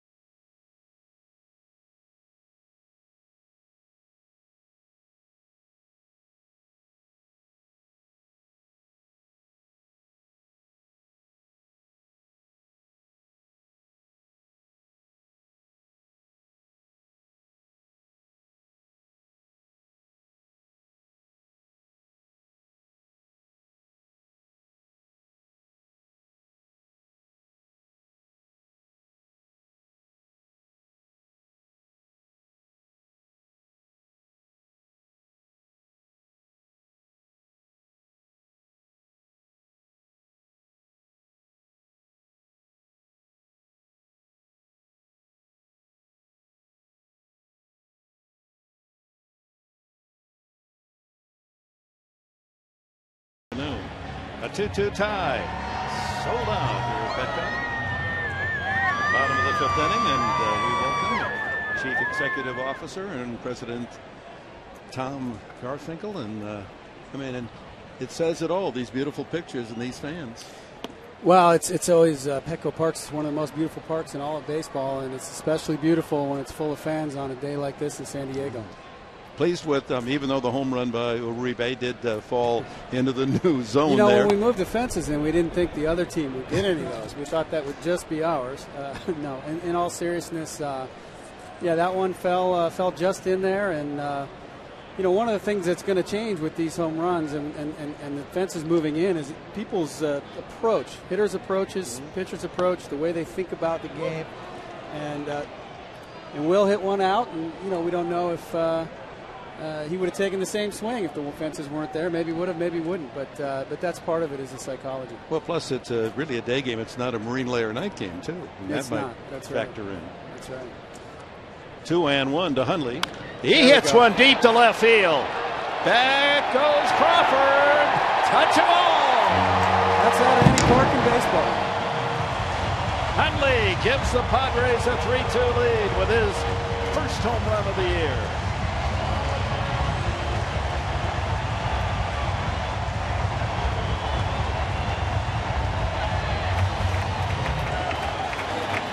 Well, we talked about in spring training, hunting the fastball, crushing the fastball. Will Venable hit a fastball. That one leaked up and in, middle in. Short, quick to the baseball. You like to see Nick Hundley connecting on that one. Hit the lower basket. Coming right at you. And How sweet that must feel to Nick Hundley, who has struggled out of the gate, 2 for 16. Big blow there to get the Padres the lead, 3-2. And Dick, as you mentioned, Clayton Richard completed that last inning, so he's back in the dugout, pitcher of record, and the Padres take the lead. So that keeps that manager, Bud Black, thinking about all those elements, the morale of the pitching staff, how to play. Well, Nick's a confidence hitter, and he needed that one. Squaring one on like that is good for Nick. He really needed that one, and that one would have been out anywhere, I can tell you that. Tom, what's some of the buzz you've been hearing around the ballpark? I mean, a lot going on, but you mingle with the fans. What have you heard lately today? Well, one of the things I've heard today from just about everybody is how great they think just aesthetically right field looks with the new LED boards. The fences moved in, the way just things have turned out. The park looks beautiful today. It's perfect weather today. The concessions are great, with the addition of Phil's Barbecue, and we've still got Hodads and all the Taste of San Diego things that we're doing here. We've gotten a lot of good feedback on that. Eric Stoltz, the pinch hitter for Clayton Richard, and he flies out to center field. Well, you mentioned Hodad, and yesterday, just by my good fortune, I was over. I wanted to see how that right field looked, and you and some of the folks in the PR department were sitting up there, and I wonder what they're eating. So I found my way over there. One of those Hodad hamburgers. You got the big one, Dick. I was proud of you. I only ate half. Messing around. I only ate half, but it was good. That's a pretty good buy. They don't go. You can't go to the store and buy that much food for that price. They're big, and Josh Stein designed did the study anyway on the fences. Our director of baseball operations grew up here in San Diego, and so internally we're kind of giving him a hard time calling it Stein Stoop out there. So he's trying to not say anything about it so people don't, so it doesn't catch on. But internally, that's what we're calling it. Now, if I want to bring a group of 4 to have one of those tables out there on the deck. What do those tickets go for about? Do you have an idea? Well, they're depending on the game and the opponent and the time of day and all that stuff. They're anywhere between sort of $40, $65, somewhere in that range. But, the important thing is we've got a new seating area out there for folks. And, it was really designed first and foremost for baseball purposes. And then once we had a certain amount of real estate, we went and said, how are we going to turn it into a unique seating area for fans to experience? You gave them plenty of room. You could have put more tables in there. We probably will add some seats in the back row at some point, but we wanted to make sure it was comfortable for everybody to start with. Now, is that a season ticket? Can you buy a season ticket for that area? No, it's actually a group sales area. So groups are groups of 25 or more. You can buy out the whole deck. You can buy out half the deck, and then it'll also be individual game sales, so folks can go in there and buy a table of 4. Cabrera 1-2 the count on him. He has struck out and fly to left. Padres have reclaimed the lead 3-2 here in the 5th on Hundley's home run. I think we can expect to see Andrew Kashner come up here in the next half inning. Clayton Richard gets in his 5 innings, gave up 2 runs on 8 hits and 3 walks. So he struggled, but he leaves the pitcher of record a chance to pick up a W. And with the Padres taking the lead, Buddy Black sent up Eric Stoltz to the plate so he doesn't have to burn a bench player. Pretty good bat control also, even though he made an out flying to center field. Cabrera, can he get 2 out of this? Ethier has a good arm, and Cabrera puts on the brakes. However, breaks that string from the leadoff spot with a base hit. He's been hungry for one. So, Mark, you just hold the ball the whole game? You know what? It's like my whoopee. It's like my blankie. It's like my binky. As we take a look at the speeding up the bat, a breaking ball out of the hand of Josh Beckett. Recognized by Cabrera, stays on it nicely. And yes, I love to have a baseball in my hand. That's Texas A&M. They have that spirit of the 12th man, and the whole student body stands, and it goes back to early days when they only had 11 players. Someone was hurt, and the coach said, anyone come in and play, and the whole student body stood up, and that tradition has continued. Well, that's like Grander. He carries the ball just in case you run out of players, out of pitchers. Bud Black can say, go up to the press box, come on, bring in that old right-hander. It's like Bobby Cox always said. Bobby Cox always wore spikes when he was managing. Yeah. And when I got over there to the Braves, I said, Bobby, what's with the spikes? He goes, Mark, you never know when I might have to pinch run. I love that attitude. How are the hammies? I know you had a pretty good injury last year. That was 2 years ago. 2 years ago. Oh gosh. No, you're right. Last year, Tom, 2012. You broke into a full sprint, right? Yeah. Everything just snapped off the bone, or what? Left quad, right hammy, still barking. Will Venable with that home run that got the Padres off to a good start. Second batter to come up in the game. He struck out the last time. 1 out. Cabrera with 2 stolen bases. The National League leader at first. Will he try to go against Josh Beckett? Probably not with Venable up there. Wants to give him that hold on the right side with the second baseman. Ellis swung over near the bag, double play position, and Gonzalez holding on Cabrera. Right-handed hitter Quinton coming up next, and that might be the time for him to steal. Something very good that Josh Beckett does is the pivot towards first base on the pickoff. Doesn't use a big stride over to first base. You know, back to the psychology of the fences issue. David Wright at Citi Field, 2011. You know, they had the fences moved back. 2012, they moved the fences in a bit.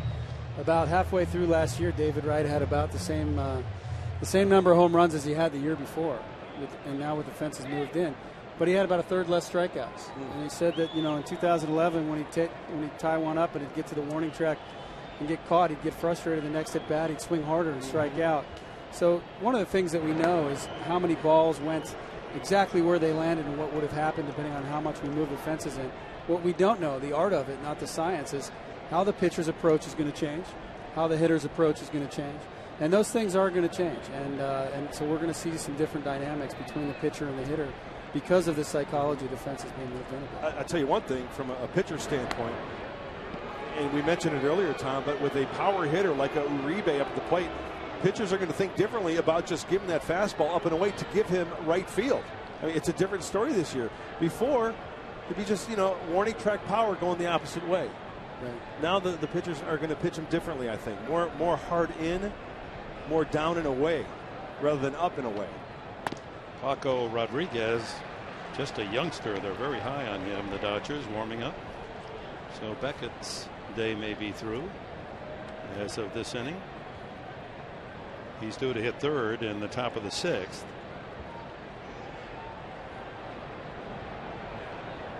He'll throw him a breaking ball here. And the number 3 means slider or cutter here. Trying to backdoor it, looks like, with the way Ellis is set up. There goes Cabrera. High. Ellis's throw is in time. Tag made by the shortstop Sellers. Close play, but solid throw by A.J. Ellis. Well, going into this ball game, Ellis has thrown out 2 for 2. Pick him up and put him down. The slap tag. Oh, did he block it with his foot? He may have blocked it. He may have blocked the bag. Sellers with his left foot. I don't know if Cabrera even got to the bag. So 2 away. Count goes full to Venable. Leadoff home run by Hundley here in the 5th inning, giving the Padres a 3-2 lead. Let's go back and check that headfirst slide to Cabrera again. And you know what? That's another reason why you got to go in spikes first. I guarantee you, if he goes into spikes first, he will never be doing that again. Sellers. He'll be getting that foot on the other part of the bag. He's in the emergency room getting stitched up with about 6 stitches. That's the first walk from Beckett all afternoon. That's right. There's no question. He went right into his shoe, hand up over the shoe. By the time he got back to the bag, tag made. I'm not going to say I guarantee you, but I'll bet you in the scouting report, they look at guys who slide in head first. Hey, if they're notorious for doing that, put your foot in front of the bag. It's going to prevent them from getting to the bag. Well, we needed Bobby Cox out there with his metal spikes on. So rarely is Cabrera thrown out. It took the perfect throw to get him. Here's Quinton. He's popped up twice, once to the shortstop and then the other to the catcher. That was the play where he was called for obstruction. First pitch strike. Looking for his first home run of this new year. I think Carlos is due to hit one. You calling it? I'm calling it over the left field wall Okay, here. Karnak. Well, you walked in here and barely said hello, and Hundley hit a homer. 0-2. See Beckett go up the ladder there. Right-handed power hitter. Carlos Quentin can go the opposite way, but just because you'll get hurt up and away doesn't mean you can't go up and away just a little bit more, and it seemed like that's what Beckett just did that last pitch. Up high. Well, the park at the park is jammed. Just to see a humanity out there in right center field. Another of the many outstanding features of Petco Park. And for how much can you go out and watch a ball game from the grassy knoll? Yeah, it depends on, again, the game, but anywhere from $8 to $12, depends on the game. There we go. Venable stealing second base. This time Ellis's throw sailing wide. Padres have a man in scoring position on the first steal of the season for Will Venable. You know, when I got here and we activated, we did a beer fest. We had all kinds of people out in the park, and the first thing I did was send a note to Larry Lucchino. I texted him and said, hey, I took a picture of it, said, hey Larry, thank you. And I think he appreciated that. But you know, this was really the park in the park concept in large part was Larry's vision, and it's unique in baseball, and it's one of the best parts of Petco Park. Swing and a miss, strike three. The off speed gets Carlos Quentin. Well, thank you, President Tom Garfinkel. Congratulations, a great start to the home season. Only 81 to go. Let's have some fun. Thanks, guys. Let's get some wins. I appreciate it. Hubba hubba.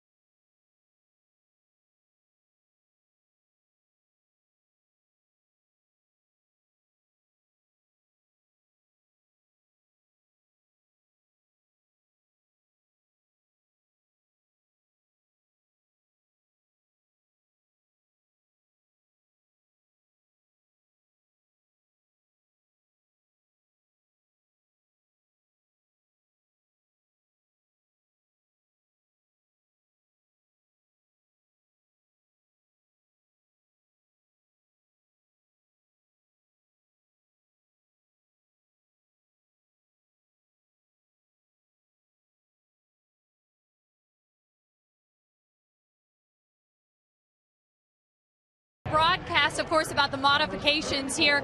And when the walls were moved in, one of the other things that allowed was for the visitors' bullpen to be moved behind the home bullpen here in left center field. You can take a look down here. It's a great vantage point for the fans just a few minutes ago getting to watch Andrew Kashner warm up. And, of course, you know, heckle the guys a little bit, but most importantly, a much safer spot than what it used to be, where you guys remember it was on the field, and sometimes that bump, things got a little scary out there, but you guys got to like what you see here, right? That is a great viewing point there. Thank you, Kelly. We good? Andrew Kashner comes in, his third appearance of the new season, all in basically middle relief. Kashner 4 2/3 innings, allowing 3 hits and 2 runs, and 2 walks, 5 strikeouts. His record influenced by his ability to be both a starter and a reliever, but his goal and the Padres' aim, of course, is for him to be one of the starters, but until he gets himself up to full condition, arm condition, he's going to be in the pen. Well, right out of the gate, 96-mile-an-hour fastball and pulling the string on a changeup. You know, that changeup is really going to help Andrew Kashner and his repertoire. He's got the fastball, the breaking ball, and the changeup. Wow. Fastball at 96 at H.A. Ellis. You talk about free and easy motion. The ball just jumping out of the hand of Andrew Kashner. It's got to be a tough time to hit. Bright sunshine out where Maven is planted in center field, and you're hitting in the shadows, looking through into that sun. How do you pick up a 97-mile-an-hour fastball? So it's the lower third. Ellis, Sellers, and a pinch hitter for the Dodgers here in the 6th inning.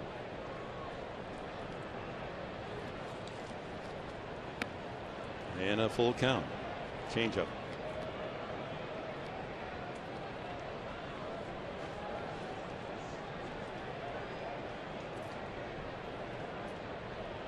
On his birthday, 32, A.J. Ellis. Strike 3 call. That's blowing out the candle there. Plate umpire Andy Fletcher.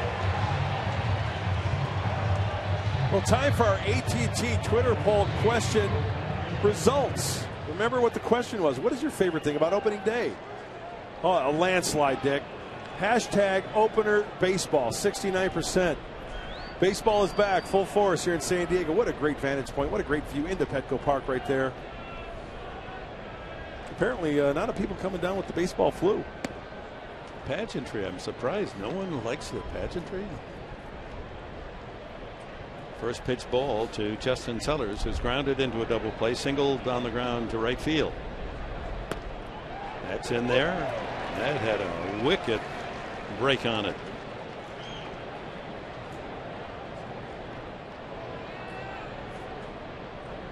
Beckett is still in the on-deck circle.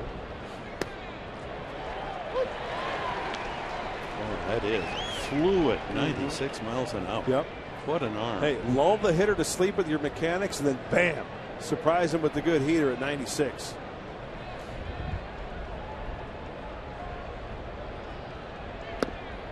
You know, if Sellers gets on, we might send up Beckett to to bunt him over. Keep him in the game. Trey Hillman, the bench coach for Don Mattingly on the right. Former manager of the Royals. Ooh, not a bad pitch. Not a bad pitch at all. So the count goes full to the second batter facing Cashner. He struck out Ellis looking on a 3-2 pitch. Now 3-2 again. Ball 4.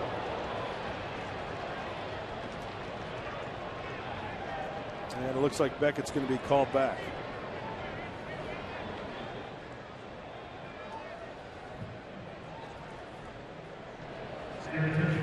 Looks like Skip Schumacher going to grab a shillelagh and make his way up to the plate. Former St. Louis Cardinal Schumacher, handyman, and in the Dodgers spending spree, no man unavailable. The only left-hander on Don Mattingly's bench.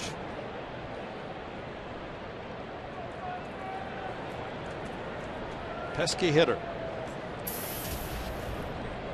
3-2 Padres, 1 out, tying run at first. Sellers on the walk. Up the middle, could be 2. There's 1. Cabrera to first. In time, scooped out by Alonso. 4-6-3 on the double play, the third of the game for the Padres. Oh my. Pitcher's best friend strikes again for Cashner.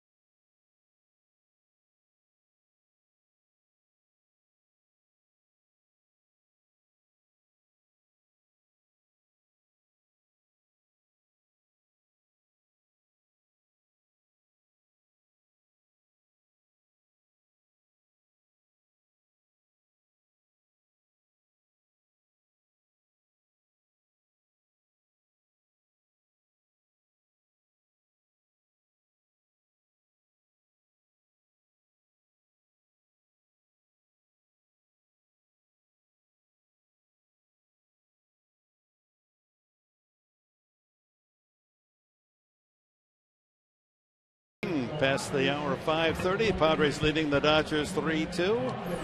We ask you to send in your pictures on Twitter here on opening day, and here are some of the offerings of you fans. That's a nice one. Huh? Yeah, nice picture. A big welcome to our friends from the YMCA San Diego who rode to SD opening day in style on the Fan Express, and from @619 Crispy. My first opening day. Congratulations ever. Hashtag home run while posting. Love to see the fans getting into the act. What a great view atop the Western Metal Supply Company building in the upper left field section. Still some sunshine bathing center and right field as Chris Capuano, veteran left-hander, comes in. This is the talent of the Dodger pen, a starter all of his career basically, and a starter last season, and now relegated as the long man. Goes to work in the 6th. Ooh, up and in to Alonso, Jerko, and then Amarista for the Padres in the home half of the 6th. They lead 3-2. 3 lefties out of Don Mattingly's bullpen, and an eagle eye from that Padre bench on Capuano. Left-hander throws a fastball, changeup, curveball, cutter, slider. Not overpowering. He's in there because the Padres bring up 2 left-handed batters and the 3 scheduled here in the 6th. Alonso, then right-hander Jerko, and left-hander Amarista scheduled.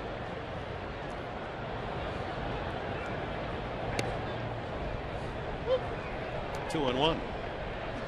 Variety of speeds from Capuano.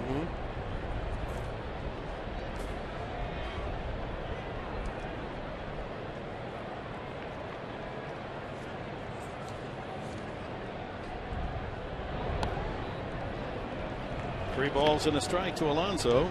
Try to get something stirred up here in the 6th. Wind picking up here in the late afternoon. And the temperature also dipping a little bit as well as the sun sets to the west. Again. In for a strike. Full count. Actually, to be correct, the sun doesn't set. The earth rotates. All right. Just wanted to get that straight, Mr. Enberg. Thank you. That's one thing I did learn in school. That's right. You and old Chris Columbus. That's right.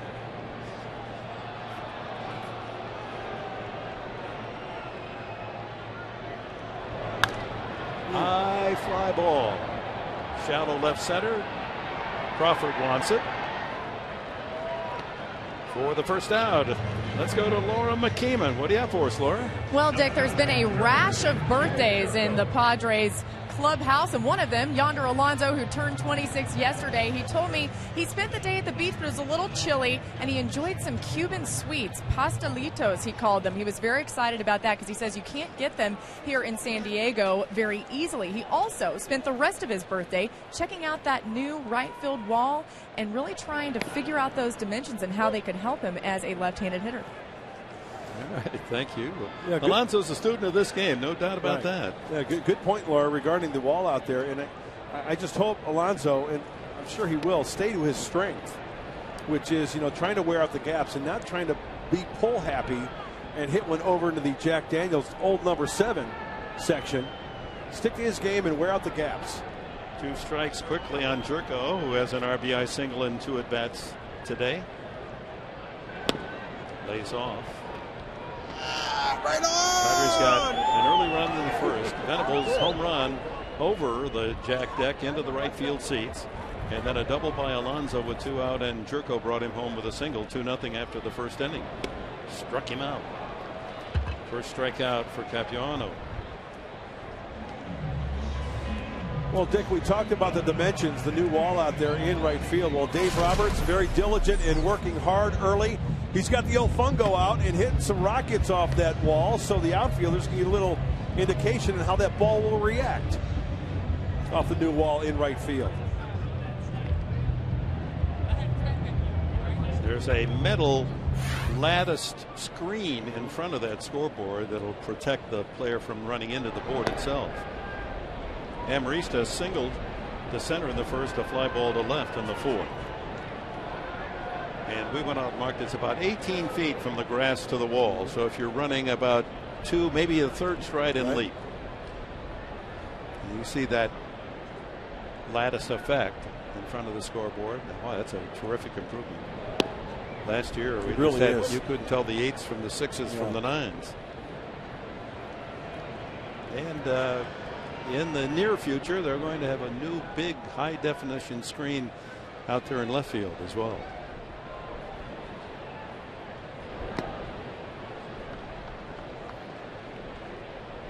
Two and one now to Alexi.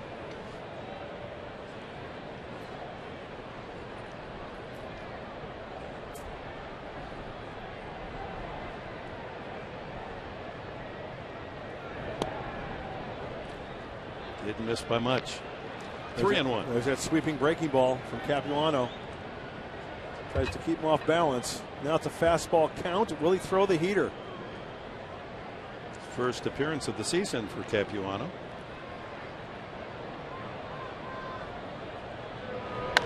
Ground ball to the right side. Ellis there to throw him out. So Capuano an easy 1-2-3 inning, and we're on to the 7th here at Petco. 3-2 Padres.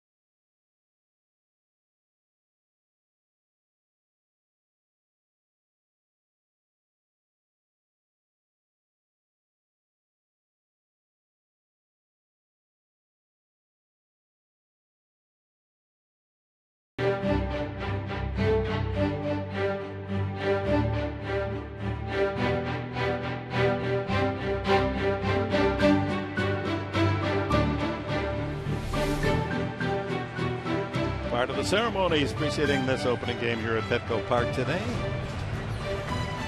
Pleased you've joined us, sharing opening day by way of Fox Sports San Diego.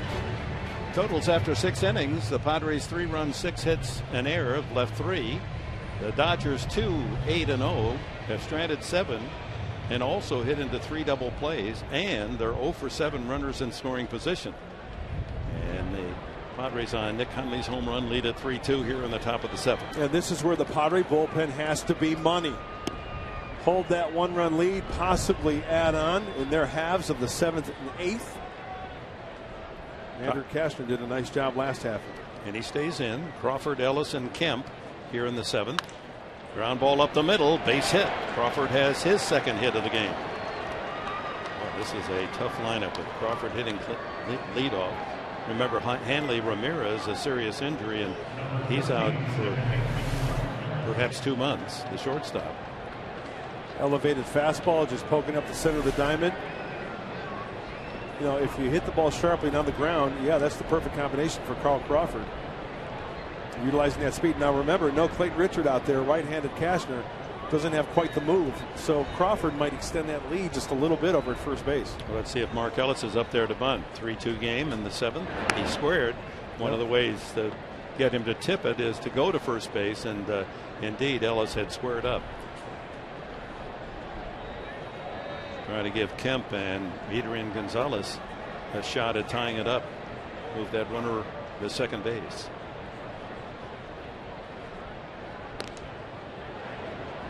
Joe Thatcher starts throwing in the Padre pen.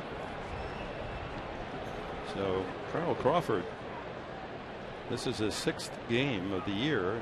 In 5 games, he has 2 hits or more. Did not square up that time.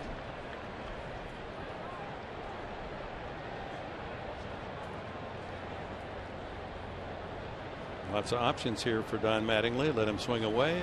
Little hit and run, maybe. Steal by Crawford at first, or sacrifice. Swinging. Strike. Got the call in the outside corner. Nicely done to even the count.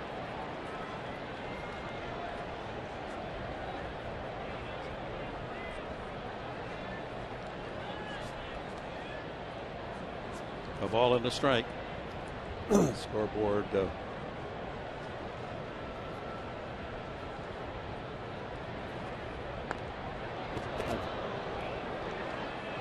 Enough control over it.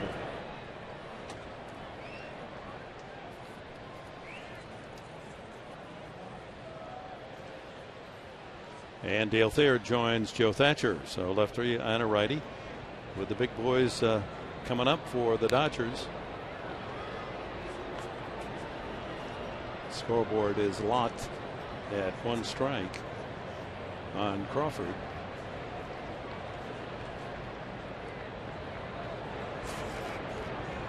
On Ellis, rather. Changeup is low. 2-1.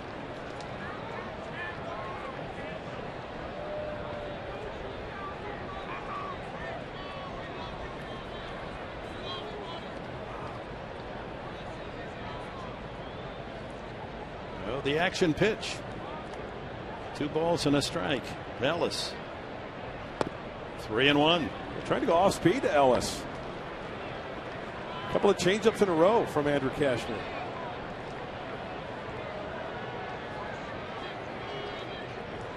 That makes things a little nervous down in that Padre dugout. And Cashner falls behind 3-1. Trying to protect this slender lead. 3-2. Padres lead it in the 7th. Close. Good move by Cashner. Well, Andrew Cashner goes to the first base side, Dick, with his pivot foot on the rubber. So essentially it is a closer throw over to first base. You see his right foot in contact with the pitcher's plate. It's a big lead. Good pitch. And the count full. That's not only 96, that's 96 with a little bit of movement on the outer part of the plate. That's tough to hit.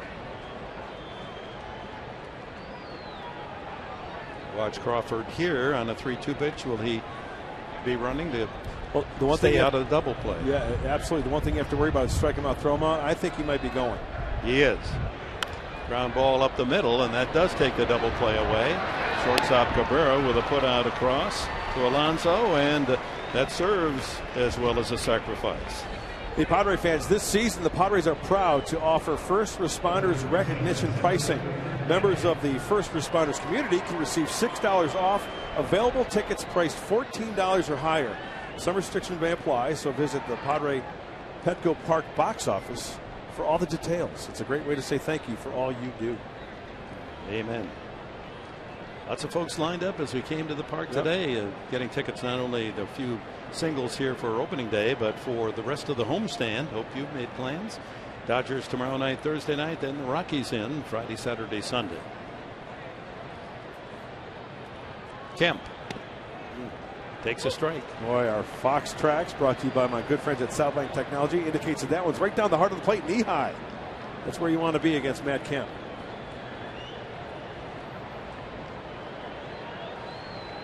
Another chance for the Dodgers, a man in scoring position. 0 for 7 today.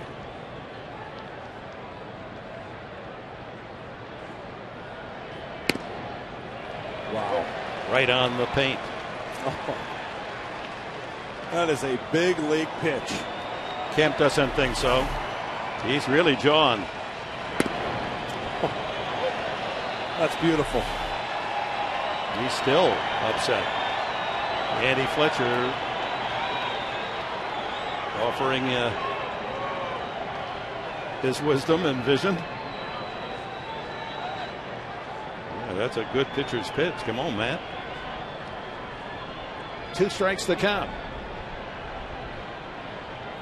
Outside target. Ground ball right side. Amarista down on one knee. Throws him out as Crawford moves to third. Andrew Kashner is doing a great job of commanding the fastball. Down and away. Legitimate strike. Kemp didn't like it. See if Kemp has anything more to say as he jogs by the plate umpire. It does give him a glaring look. And here comes Bud Black to the mound. Adrian Gonzalez scheduled, and Joe Thatcher's been throwing.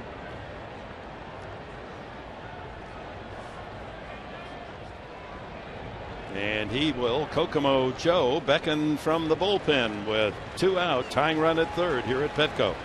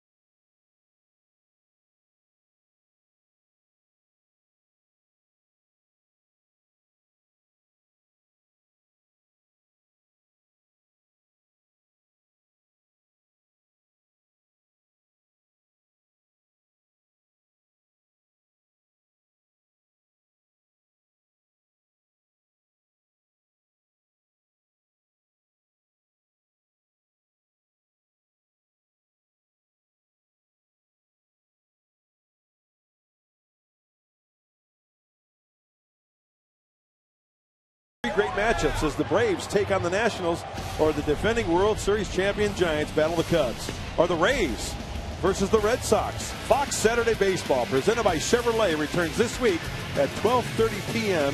Eastern. Tune in to Fox. Great baseball action. They had that wonderful triple header last Saturday. Sold out opening day. Attendance has not as yet been announced as Joe Thatcher comes in. This is what those left-handed relievers are asked to do. Come in and pitch to one man, one of the best hitters in all of baseball, Adrian Gonzalez, with a tying run standing at third in the form of Carl Crawford. He spins one outside, ball 1. Adrian walked, looped a single to left and scored. That was when Uribe hit his 2-run homer in the 4th for the 2 Dodger runs. He flied to center last time. Adrian.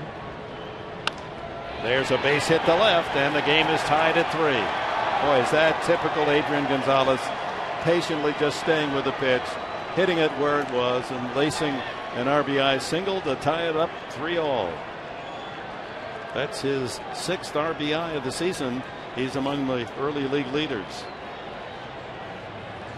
So Joe Thatcher loses that battle. New pitcher coming in for San Diego.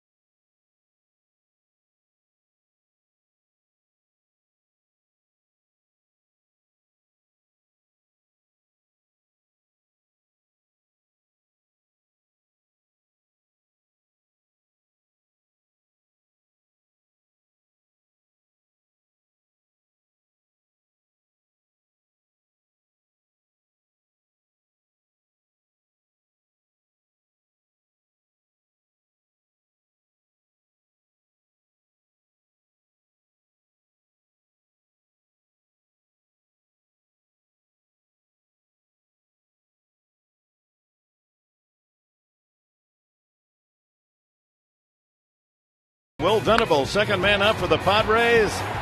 Jolt to the right field seats for his first home run of the year.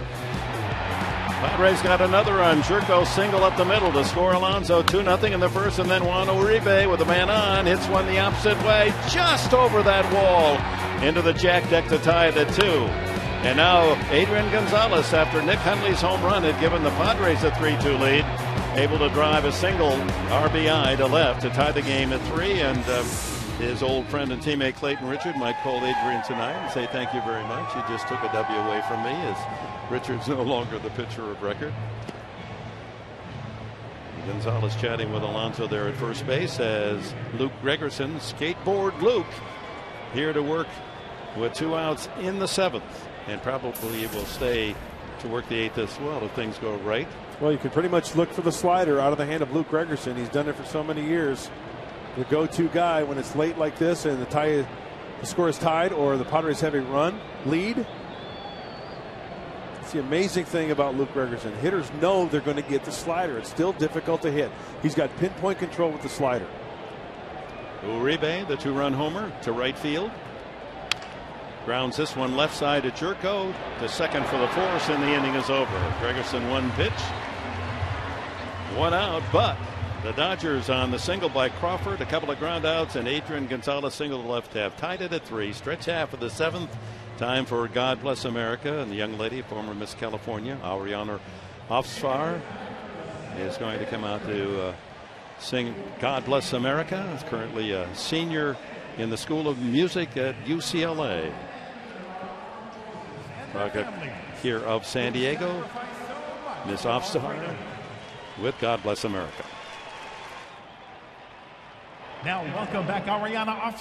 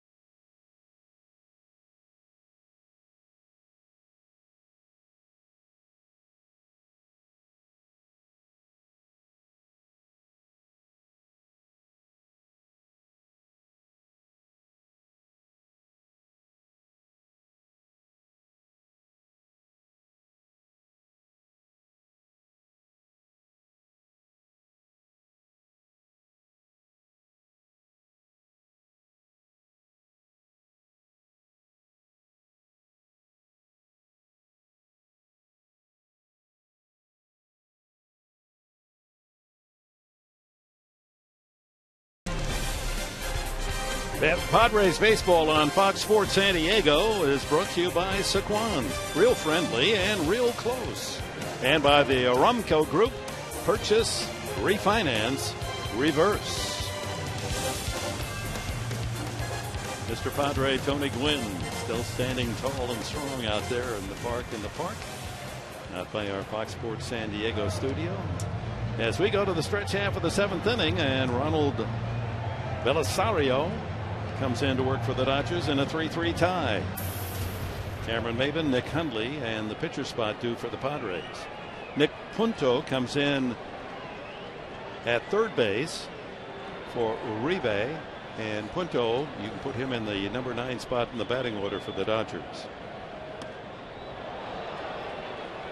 Well, a big arm from Belisario. He throws the ball hard. As you take a look at Nick Punto at third base. Belisario fastball 91-97, and you just saw a power sinker. Tremendous movement. A slider, a split as well from Belisario. 30-year-old right-hander from Venezuela.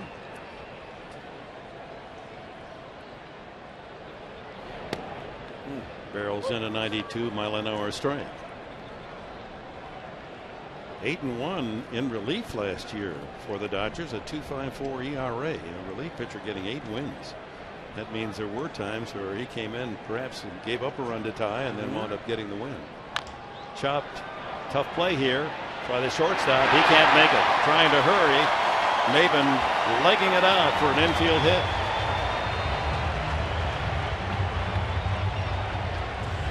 This is what's going to happen when you have a power sinker pitcher on the mound. A lot of choppers down the third base line. It's almost as if Punto was screening Sellers there. Oh, not bad. He had a shot at it, but played it off to his left side. The speed of Cameron Maybin, even if he fields that baseball, probably a tough chance of getting Cameron at first base. I agree. It had infield hit written on it once it got by Belisario. Hundley has tapped to the mound and hit his first home run of the year. Deep drive to left field last time up. Meanwhile, Mark Kotze has come out in the on-deck circle. Beautiful bunt. And Punto over to the second baseman, Ellis, for the putout. Excellent sacrifice right on the knuckles of Hundley. That was self-defense. That bat in front of Nick Hundley, that sinker just boring in on him. And you know what, quite frankly, he's lucky that ball hit the bat. Let's see where it is.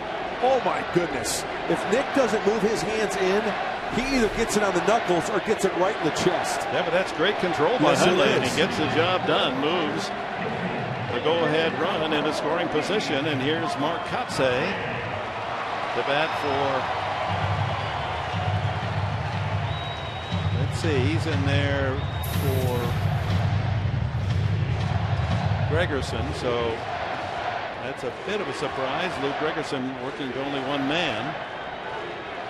But that's how it all shakes out here. There was no double switch with Gregerson coming in. Veteran Kotze has had an excellent spring training and an excellent start to the season.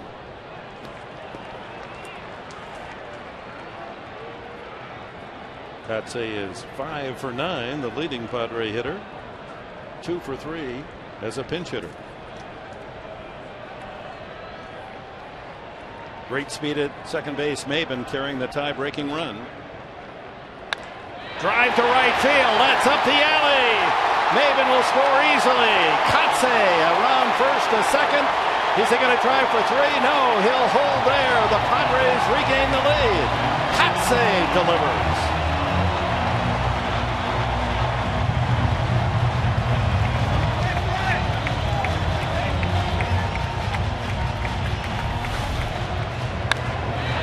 Kotze does a great job. Look at him react to the bench. He's yelling at the boys on the bench after splitting that gap in right center field, driving in the go-ahead. Oh, you mentioned it, Dick. Great guy in the clubhouse, professional at bat, going down and getting that Belisario sinker.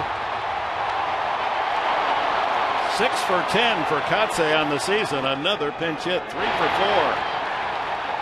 And in another generation's time, back at Cal State Fullerton, that's a triple. But a happy double for the pinch hitter to give the Padres a 4-3 lead. Cabrera inside. Cabrera 1 for 3. The Padres playing a little fundamentally sound baseball here in this inning. The leadoff infield single, the nice sacrifice from Nick Hundley, and then the double to drive it in. Highly entertaining opening game here at Petco Park. Padres led 2-0. Uribe's 2-run homer ties it. Padres Hundley homers 3-2. Adrian Gonzalez 2-out single 3-3, and now Kotze, the veteran, a pinch double for San Diego to go ahead 4-3 in the bottom of the 7th inning. Well, the big key on this swing, Dick, that front shoulder stays in there. Look at him, head on the barrel of the bat, driving that baseball, pulling it to the right center field, and thank you very much, Mark Kotze. Give a little love to the bench. And that's a significant run scored by the Padres against the Dodger bullpen. Prior to today, they'd gone 13 innings, allowing 1 hit and no runs. But a couple of hits here, and the run driven in by Kotze. Too high, and the count goes 3-0 to Cabrera. Kotze at second. Just 1 out here in the bottom of the 7th. Will Venable on deck.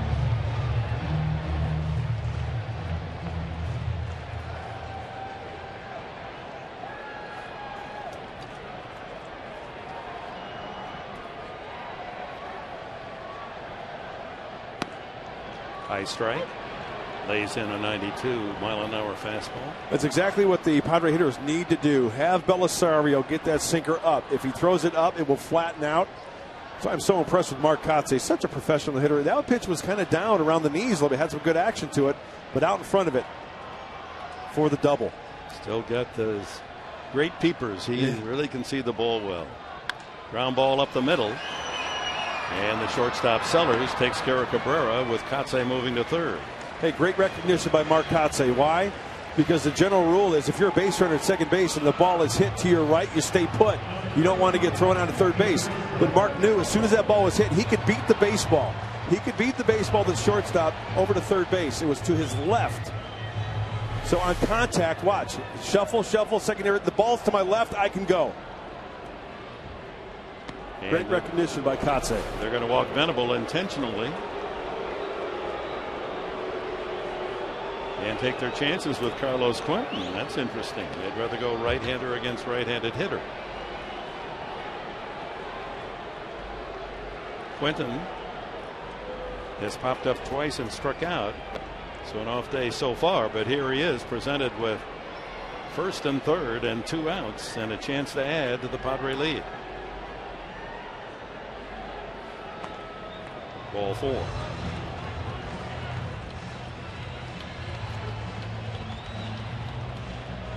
So Quentin takes first. Good speed carrying a possible insurance run. Kotze over at third. And Carlos Quentin with 3 RBIs in the young season steps up.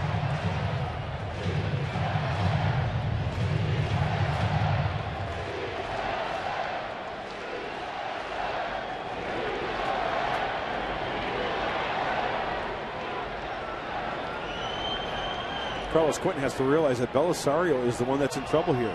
Runners at the corners, as you mentioned, Dick. He's got to come to him. Nice and easy.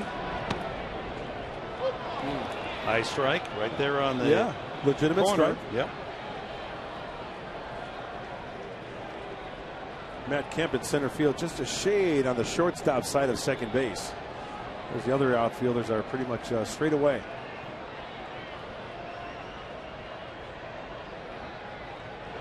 Ooh, that hit him on the wrist, and the man who has hit more than anyone in the National League last year, and I don't like the way he's called for the trainer. That's not a good sign. He's taken a lot of pitches on that body and almost a dartboard, and the fact that he immediately, after being hit in that wrist, called for trainer Todd Hutchison is not a good sign.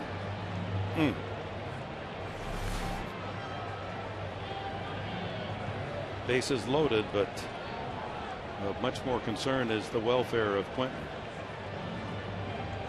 Head trainer Hutchison and manager Black. You got all those bones in the wrist and hand, and they're fragile, and the fastball coming in there at 93, 94 miles an hour. So the base is full, and we'll get one of our team down to see just how serious that might be. Tomorrow night, the action continues here. Fox Sports San Diego. Cameron Maben will try to catch the Dodgers in Game 2. Chad Billingsley against Eric Stoltz. Stoltz the winner in New York. And then Thursday night, Zach Greinke against Jason Marquis. Will be with us tomorrow night.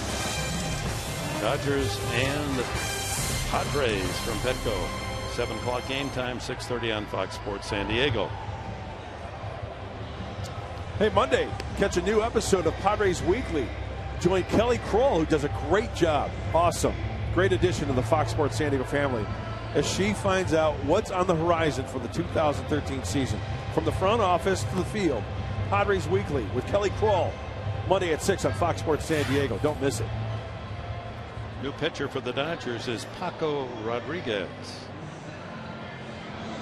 4-pitch pitcher for Paco Rodriguez. A fastball, cutter, slider change. Not overpowering, 89-91. And it looks like Bud Black and Todd Hutchison going to escort Carlos Quentin. This is real speed coming at you. Power sinker. Wants it away. Looks like got on the right wrist. And the fact that his whole motion is going into the pitch. And if we get a report from the clubhouse, we certainly will share it with you. Tyson Ross, the pitcher, will be the pinch runner to load the bases. A Padre over every pillow as Rodriguez completes his warm-up tosses. So far, 3 outings, 2 innings, 3 strikeouts, no hits, no walks. Boy, Paco Rodriguez, talk about the fast track to the big leagues. 2nd round draft choice in 2012. Spent some time in the big leagues last year, 11 games. And then sent back down to Chattanooga and Great Lakes. Bases loaded. 2 outs, a run home here in the 7th. And there's Tyson. Ross at first base, pinch running. So Padres have used Eric Stoltz as a pinch hitter, and now Ross, another pitcher, as a pinch runner. Alonso with a chance to do some damage. Bases full. Strike 1. Started him with a slider. Got a herky-jerky move, doesn't he? A little bit like Clayton Kershaw. Bases full of Padres.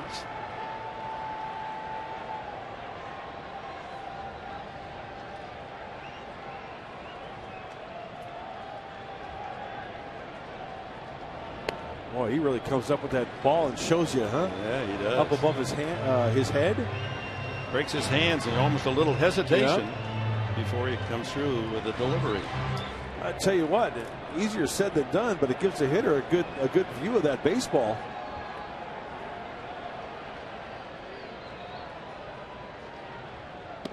Two and one. Oh, the action pitch now. 2 balls and a strike. Alonso. Bases loaded.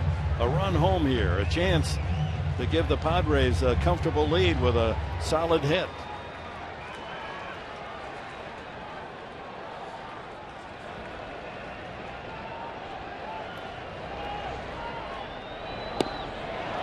Checks his swing. 2-2. There's that slider down and away. And oh yeah, he went. No doubt. With the way the defense is positioned and the lefty pitcher on lefty, gotta think left field here for Yonder Alonso. Spank something to the left side. That ball hit high in the air, just missed it into right field. Ethier waits for it to come down. Whoa, that was way up there. Padres lead 3 but score 1 on the pinch double by Mark Kotsay. And a 4-3 lead.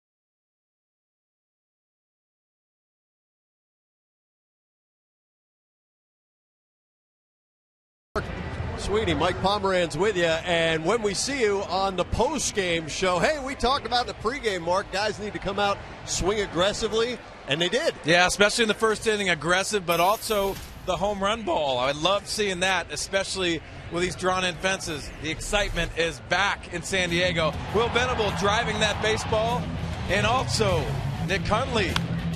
What a swing. Love the Fighting Pods hitting homers.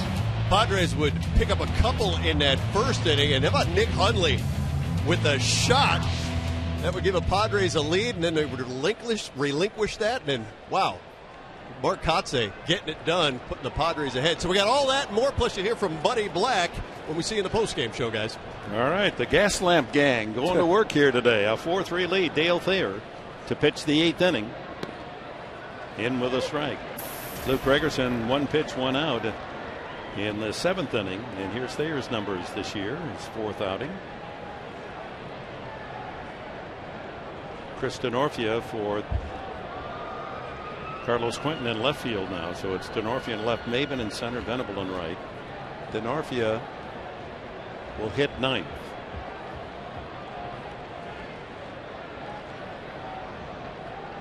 Andre Ethier 2 for 3 today.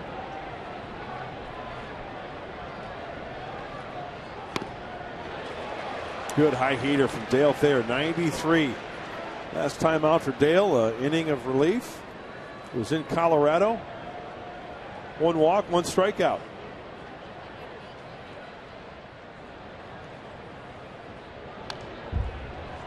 Fouled back by Ethier with Ellis and Sellers to follow in the Dodger 8th inning.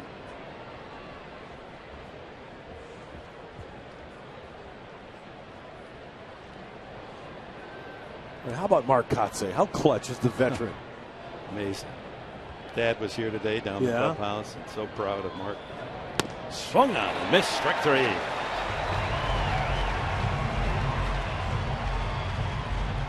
Ethier out swinging. Well, here's the heater. It's got a little bit of run to it. I'll tell you what, Dale Thayer saying, here it is, big boy. See how far you can hit it. But no chance for Ethier on the strikeout. A.J. Ellis 0 for 3, safe on an error, fly to center, struck out. That's what I love about Dale Thayer, Dick. He just goes right after, very aggressive after these hitters, even if they're fastball hitters. Good movement on that. Good old number 1. Former Padre Jerry Hairston has a bat in the on-deck circle.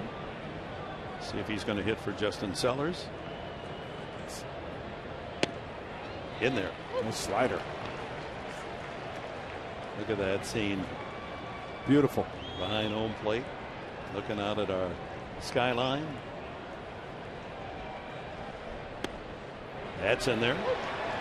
94 on the fastball. You know, Dale Thayer could be, dating back to last year, one of the great finds and acquisitions for the Padres bullpen. Just did. That was a protective swing to foul that one off. A little bit of time with the Mets, a little bit of time with the Rays in the past. But the way he's throwing the ball, he's going to have Padres on his chest for hopefully quite a while, bolstering that bullpen.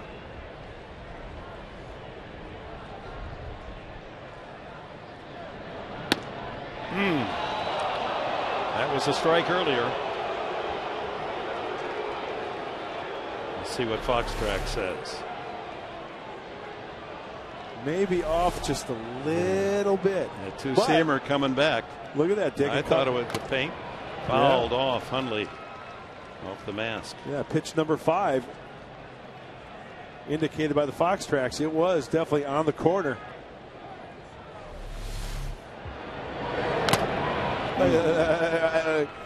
Another punch in the mask. Nick Hundley. That'll rattle your fillings. 2-2 the count.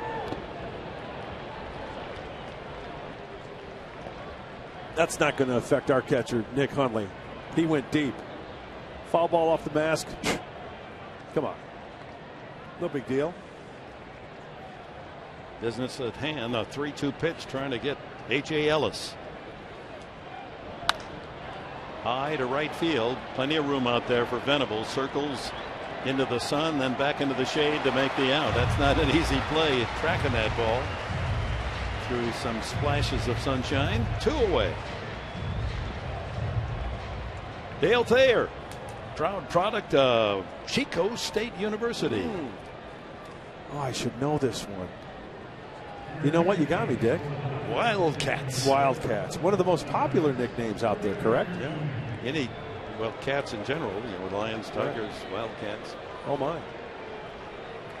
Pumas.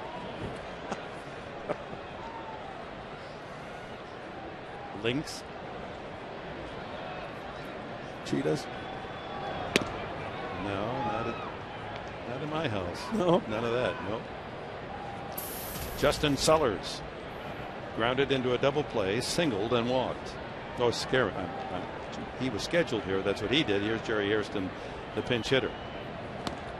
And Hairston, as we know, you got to throw him strikes. He'll take a lot of pitches, and right off the bat, he's worked the count to 2-0 in his favor. Really like Jerry Hairston as a player. Yeah, it gives you a good at bat.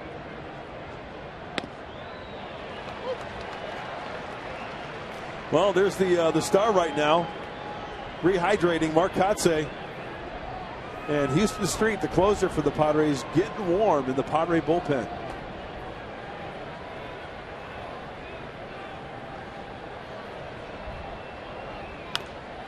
High fly ball, hooking foul.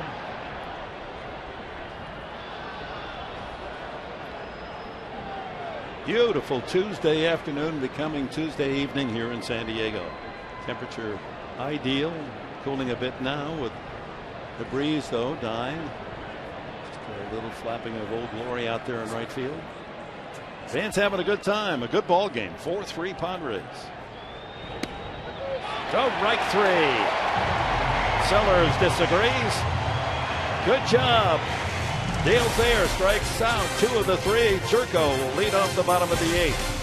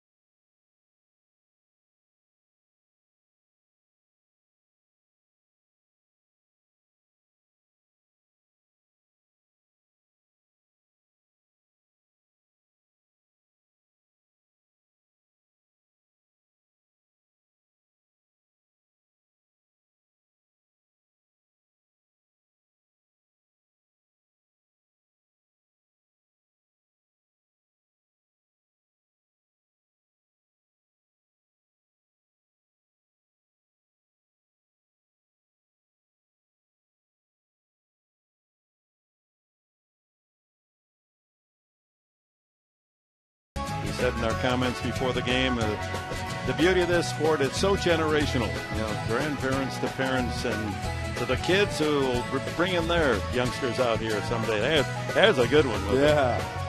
Jerry Coleman statue out there in right field, and the beautiful photos behind the 3 lives of Coleman, military, player, and broadcaster.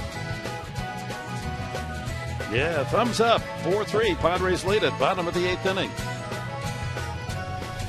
Paco Rodriguez, who will turn just 22 later this month, to face Jed Jerko, who's 24. Jerko 1 for 3, an RBI single today.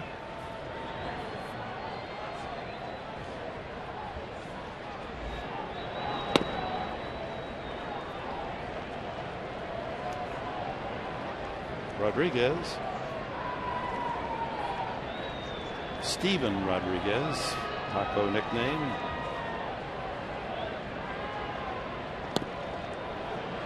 He was selected in the 48th round as a 17-year-old a few years ago by Houston, but did not sign. Went to the University of Florida. Gators. Big comeback. Yeah. In there, 1-2. Good backdoor breaking ball.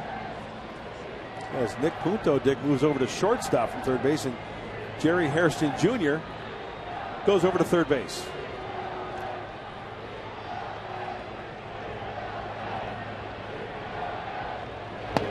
Outside, a tailing fastball. Dodgers looking ahead, top of the 9th inning with Houston Street expected to come in. We'll have Punto, Crawford, and Ellis scheduled, with Kemp if anyone gets on.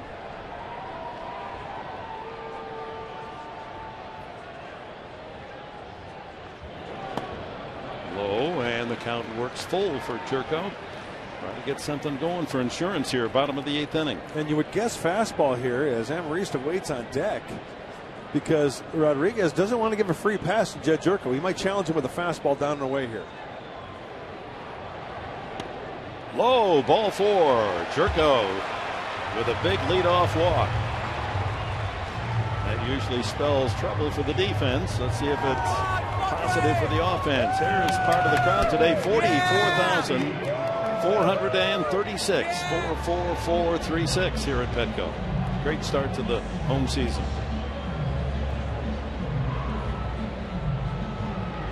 Amarista. See whether or not the bunt is on here for Alexi. He's 1 for 3 today. Infield looking for the sacrifice. Hairston in on the grass at third. Ball gets away. That'll do the job. Jerko moves into scoring position.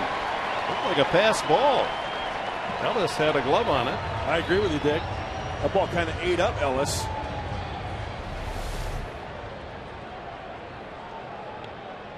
He was surprised it wasn't in his glove. Watch, he doesn't turn the glove over. He keeps the ball, the glove the way it is, and it's off the heel of the glove, and a break for San Diego. Fastball is the official score. Amarista now can move Jerko to third. The Padres can get a run on and out here to add to their 4-3 lead. Infield's looking for the sacrifice, and he squares. Ball 2. Yeah, this is an interesting spot for manager Bud Black. Does he take the bunt off and let him swing 2-0? He could. I think the bunt is in order here. You want to draw Jerry Hairston Jr. in at third base away from the bag at third. You got the first baseman and third baseman weighing on the grass. And he does square. Ball 3 outside. A bluff throw to second. And the reason why I say that is because you want to get that runner over to third base if in fact he does sacrifice with a 1 out. If you choose to put on the swing, you know, that might be a 1 hopper at somebody, 1 out, then a runner at second base. And the chant grows louder.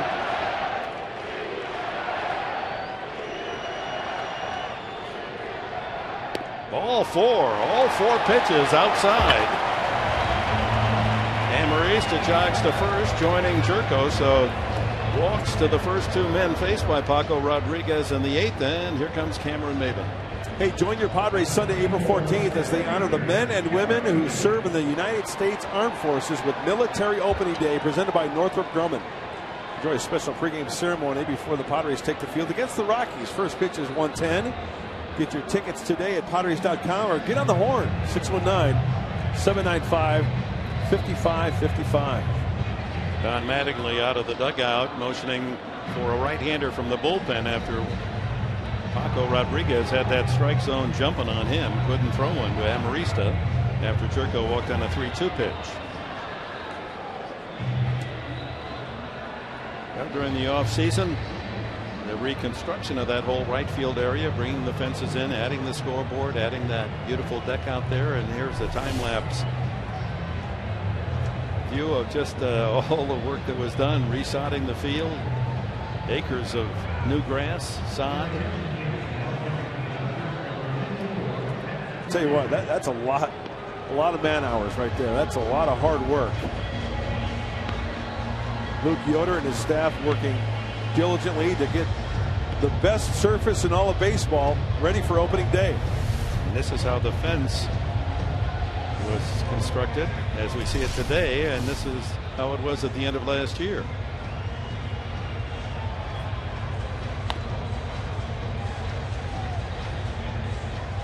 Placing in the new scoreboard, the new bullpen. They did a great job. I like it. I give it a thumbs up, Dick. How about you? I think everyone here, they're going to be scrambling for those seats out in right field. What a great way to bring a group out, 20 or more, and just have that whole deck for yourself. Kind of like what they did at Citi Field in New York, only in left field. Remember, you had to hit it over that wall in New York, but then they added the party deck. Matt Guerrero is the new pitcher, the right-hander. And Laura has an update for us. Yes, Dick. Well, of course, the Padres able to hit well today, but one addition to the lineup that will be wonderful will be Chase Headley coming back.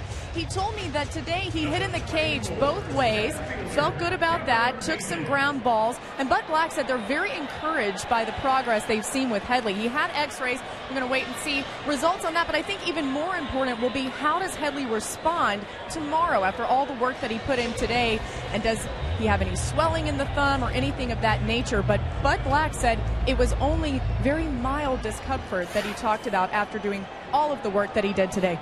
Well, thank you, Laura. That is a good sign. For the first time actually fielding balls against that left thumb that was fractured. Here's Maben to bunt and takes a strike from Guerrero. 2 on, no one out. A couple of walks to Jerko and Amarista, so Paco Rodriguez relieved by the veteran Matt Guerrero. 34-year-old native of Cleveland, Ohio. Boy, good numbers last year. Opponents only at 174. Guerrero fastball, slider, curveball, and a change. Get that fastball to mid-90s. Outside, 1-1. Guerrero, product of Kent State in the Mid-American. Boy, Dick, you got me. No, you know that one. The golden flashes of Kent State. Oh, that's my bad. Hopefully a golden flash right here for the Padres in this inning. Getting that bunt down. Beautiful bunt. And the putout made Guerrero to the second baseman. Ellis, as the runners move into scoring position, Jerko to third, Amarista second on the bunt. Well, perfectly executed. Looked like a cutter from Guerrero. Cameron Maben getting that top hand, top part of the bat, bottom part of the bat on the top half of the baseball. Perfectly executed. 2 important runs out there. Actually, that ball kind of hopped up a little bit, checked up. Nick Hundley successfully sacrificed, and it led to a run. Mark Kotze's doubled the last time up. He's also homered today. Infield in, and in the dirt, and a good stop by Ellis.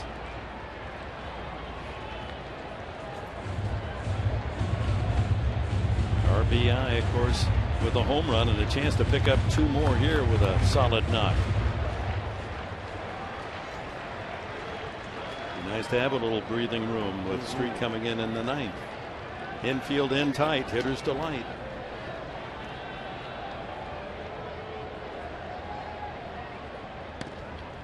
Inside corner. Well, the bottom of the order this evening, or this afternoon rather, Maben with that sacrifice right there. Nick Hundley did it in the 7th inning. That led to a run. That was when Kotze came up, knocked in the run. So the Padres doing some little things this afternoon. Almost hit Hundley.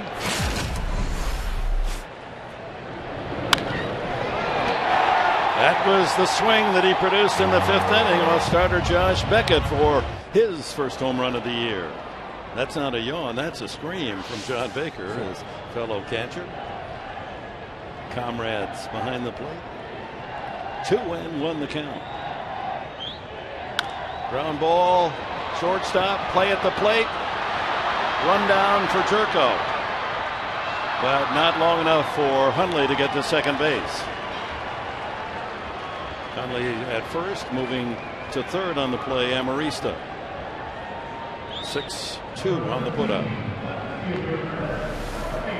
Let's watch the runner. As soon as that ball was struck, you saw Jed Jerko off and running. Judging by the way Jerko reacted, contact play. Hard to tell though. He might have went on his own. So 2 outs now. Padres can't score in an out, but still have a man 90 feet away to add to this 4-3 lead. And Chris Denorfia, the batter, inserted in the game when Quinton left with a ground ball to right, base hit. He comes through on the first pitch. Amarista scores. It's 5-3 Padres.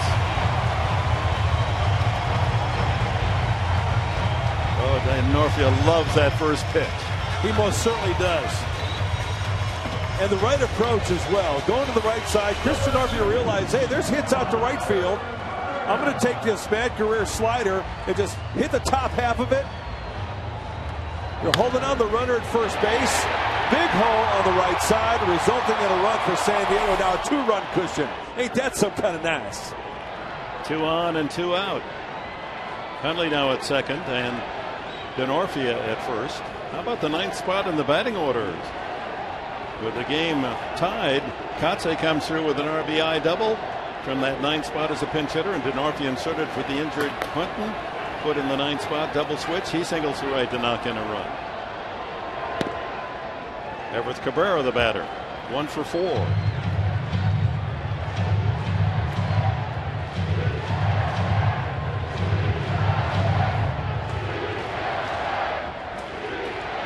A big insurance run here in the 8th. Chance for more.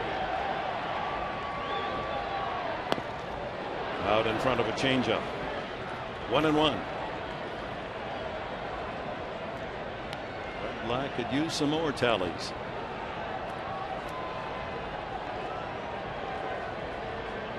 We checked with the Padre clubhouse, and there won't be a report on Quinton until after the game. Ooh, going in. And the count goes 2-1 to the Padre leadoff man. Denorfia at first. Hundley at second. 2 out, a run home.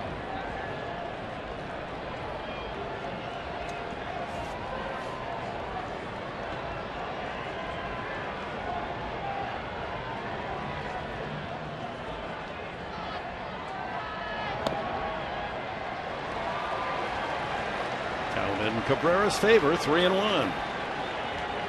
Try to pick out something he likes and add to this 5-3 lead.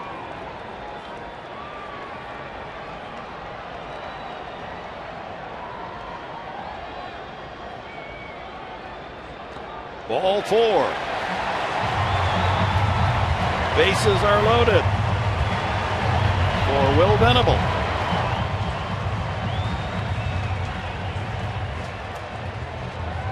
Padre over every pillow. Hundley at third. Denorfia at second. Cabrera at first. And Don Mattingly acting as though he's going to make a pitching change. He's asked his catcher to come out and talk with Matt Guerrero. And the move here, obviously, if he's got a left-hander out there, to bring in a southpaw to pitch to Venable. Play the percentages. Will, second batter to come up today. And he got things started in San Diego Padre high fashion with his first home run of the year. Now, one of the things that the Padre hitters have done this afternoon is hit the fastball. That was a fastball out of the hand of Josh Beckett, and it looks like Don Mattingly is going to do a double switch here. Now in the inning, generous pitching from Paco Rodriguez. He walked both Jerko and Amarista. Maven sacrificed them along. Nick Hundley safe on a fielder's choice. Jerko caught in a rundown between home and third. But then Denorfia jumps on the first pitch and singles to right to give the Padres a 5-3 lead. Cabrera's walk to load the bases. Now Mattingly making his managerial switches.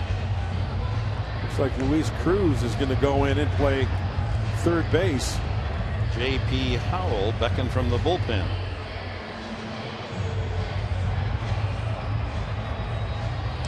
Well, game one, opening day here at Petco Park. It's been a doozy. Still a lot left, but tomorrow it's going to be Chad Billingsley, the right-hander. Last season 10-9, the nice ERA at 3.5 against Eric Stoltz. Great year last year, 8-3, and Eric Stoltz had one heck of an outing, his first outing of this year. That was back in New York on Thursday. 5 solid innings, no runs. He struck out 7 against the Mets. And as a reminder, folks, this copyrighted telecast is presented by authority of the San Diego Padres. It may not be reproduced or retransmitted in any form, and the accounts and descriptions of this game may not be disseminated without the express written consent of the San Diego Padres. 5-3 San Diego. Home half of the 8th inning, and the base is full for Will Venable. J.P. Howell on the mound and Luis Cruz in at third base. Here's Howell. 3 strikeouts in 2 2/3 innings. No runs and no hits. 3-pitch pitcher for J.P. Howell. Fastball, curveball, change. Fastball not overpowered by any means. 84 to 88. You've got to rely on some control. A curveball and that changeup. Cruz at third base.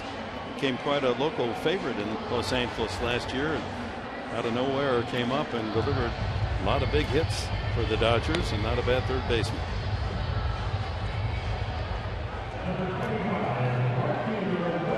So Venable, left-hander against left-hander. Venable, home run, struck out, and he's walked twice. Bases loaded.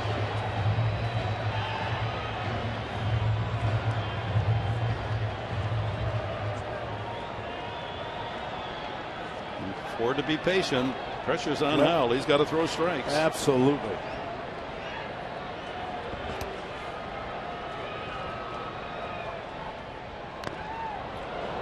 Starts him with a breaking ball. Oh, pretty good breaking ball from J.P. Howell.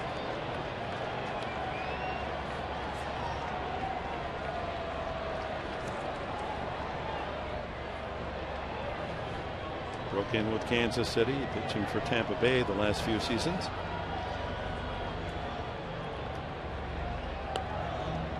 Over but low, 1-1.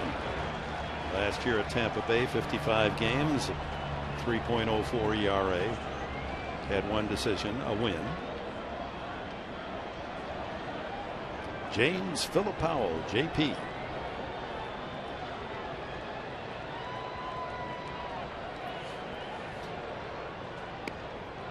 Good check swing, and it's called a strike. That was off the plate. Or was he called for going around? I think that was a called strike by the reaction of home plate umpire Andy Fletcher. As we take a look, he missed that one. Yeah, watch the home plate umpire. That's a called strike. Yep. Fox track showing it was outside. So 1-2 to Venable. Lifts that one to right center. A long run for Camp. He can't get there. All the way to the wall. Venable is going to clean the bases. A bases loaded triple. Oh, my.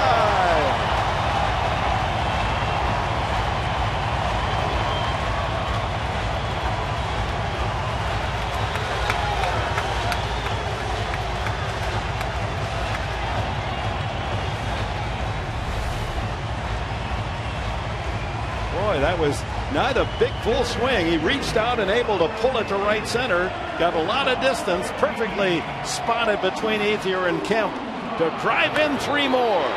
And with the crack of the bat, 2 outs. Everybody is off and running. Padres adding on here in the bottom of the 8th. A 4 RBI day for Will Venable. He had not knocked in a run in the first 6 games of the season. Jesus Guzman now pinch hitting for Dale Thayer. Venable at third with a big day. A home run, a triple, 3-run triple, and 2 walks.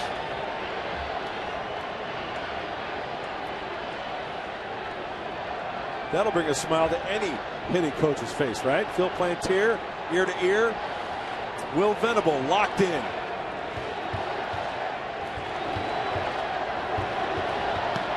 I don't know who had Venable and picked the stick, but that's like a 13-point game fans who picked Venable today. You know, it goes to show you how strong Will Venable is. I mean, that wasn't he wasn't right on that. He was, you know, reaching out for it, kind of way out in front of it, but yet sent it a long way in the right center field gap.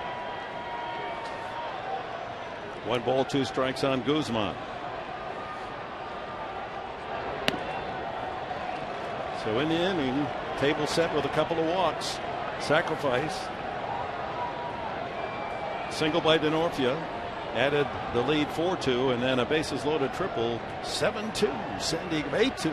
8-3, sorry. San Diego. And the count full now to Guzman.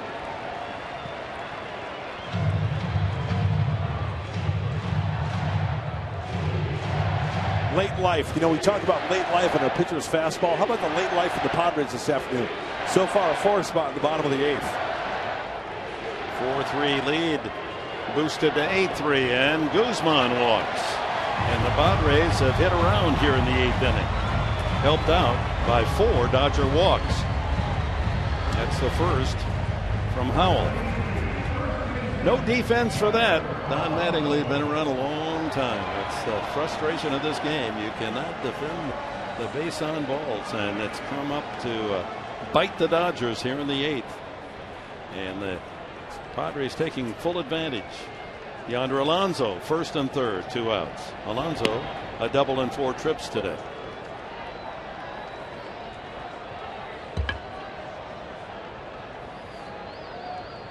Well, a team that managed so few runs on that 6-game road trip, exploding for 8 today. So good to be home. Oh, you got that right, Professor. And with a game like this, sure, you know, there's 3 more outs for the Dodgers. They're top of the 9th, and the Padres still adding on, hopefully here. Just, you know, does wonders for the confidence of these hitters. 1 ball, 1 strike to Yonder Alonso. And with a big lead now, we'll see whether or not Bud Black and Aaron Balsley still go with Houston Street. Well, now it's Brad Brock joining Street. Outside and low. 2-2 to Alonso.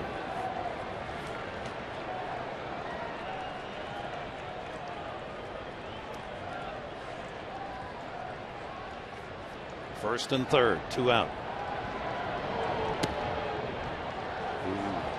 The way Ellis jumped out from behind home plate, thought for a moment he thought that was a strike, but he didn't handle it cleanly. And 3-2. Those walks will come around, grab you. They're haunting the Dodgers here in the 8th, and the Padres trying to make them pay more. Runner goes, ground ball up the middle, snuffed by the shortstop. The throw to first is not in time. The run scores. Punto made a terrific play and throw, and Alonso gave it all he could out of the blocks to outleg that for an RBI and another run. It's 9-3.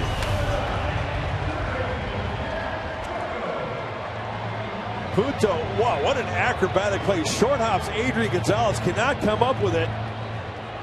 Kind of a tough call if he catches that ball, whether Alonso is safe or out. Well, we've seen Adrian Gonzalez pick a lot of balls over there at first base. I'm not saying, I mean, he's that good to where he could pick it. He's a Gold Glover over there, but still a tough chance for any first baseman when you get that in-between hop. Jerko started this big inning with an infield hit. Ooh, he's going for downtown. Trying to pull that baseball, that last pitch. Trying to pull the changeup up and away. They're trying to drive that ball the opposite field. And the Fryer, yeah, I'd be smiling too. Check that. Jerko started with a walk, then Amarista with a walk. Both of those became runs. Another walk to Cabrera, and he scored. The big blow in the inning, of course, the bases loaded triple by Will Venable. 5-run explosion for San Diego as they've hit around, and Jerko a second turn in the 8th. 2 on, 2 out.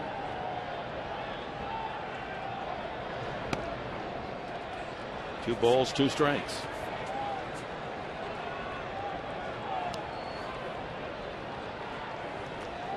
Well, Dick, Mike Pomerantz is smiling. 15-point day. He had Will Venable in pick the stick. We lost one on a strikeout. I think it's down to 14. He'll be complaining about that. You know that. Is he ever happy? I wish he'd get a little more half full in him. I'd like to see Mike a little more energetic, more passionate, more, step it up a little bit, huh? Yeah. Show some excitement. Hubba hubba. He's the best. Full count, Jerko. Let's see a change up here. Runners about to take off. Ball 4. Another walk. The 5th of this 8th inning. It's been contagious. A rash of wildness started by Paco Rodriguez. The young left-hander walked the first 2 men of the inning. But Guerrero and Howell, also wild, have walked men. Rick Honeycutt, the pitching coach, out to talk with the battery. The base is loaded again. 11th man to bat, Alexi Amarista.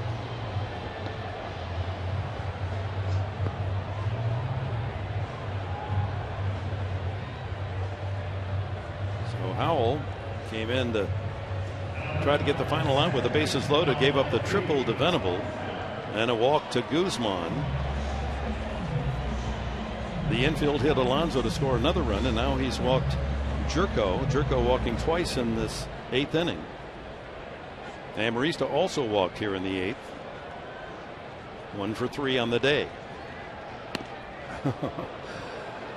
They're taking some full rips now with the lead 9-3.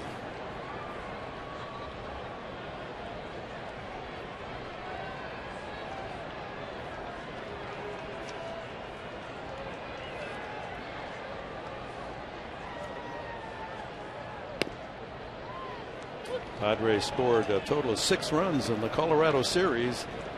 They have 5 in this inning and a chance for more in a 9-3 lead.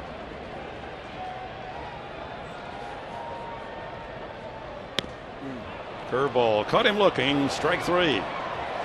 But the Padres with a big 5-run 8th inning to build their lead with Venable stroking a bases loaded triple. The key blow.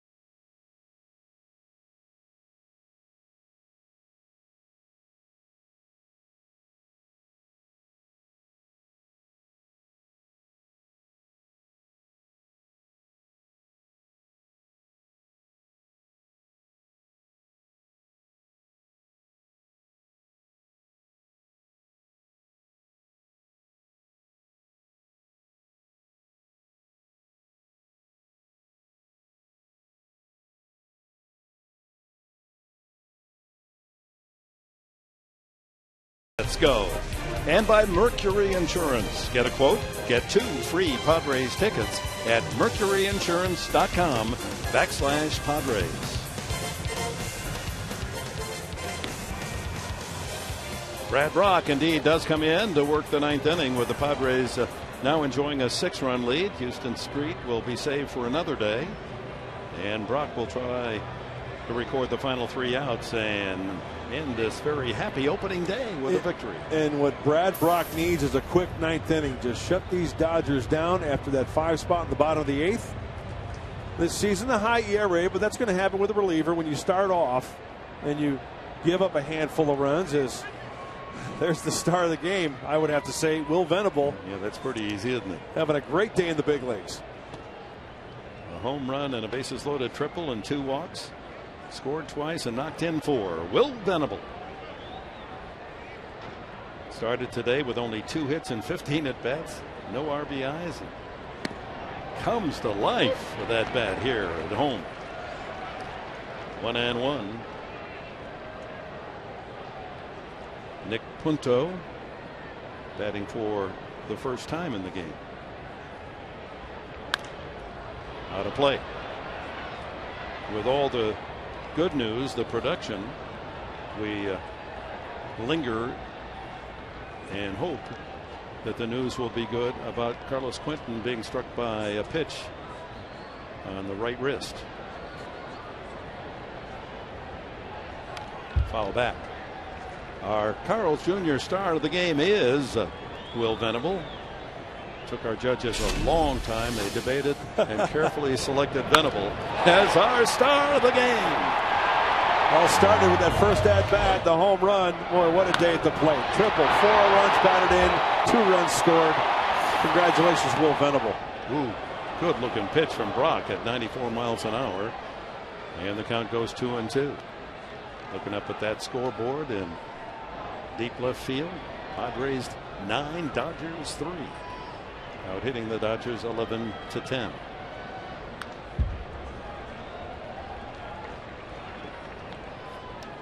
Punto, part of the big deal, Boston to the Dodgers that included starting pitcher Josh Bennett, Carl Crawford, and Adrian Gonzalez.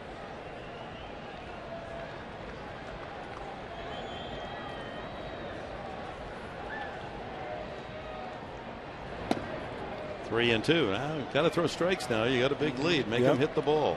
There's an opportunity for Brad to be aggressive. Go right after him with the fastball.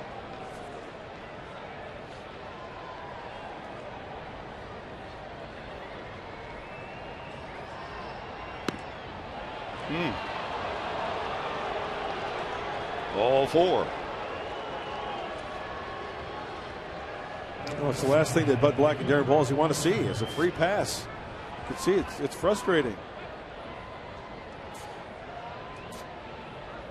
And the last thing you want to do is you run into some trouble here in the 9th, and you have to get another arm up and hot in that bullpen, or possibly get Houston Street up again if it continues to go like this for the Dodgers. Street now resting in the bullpen.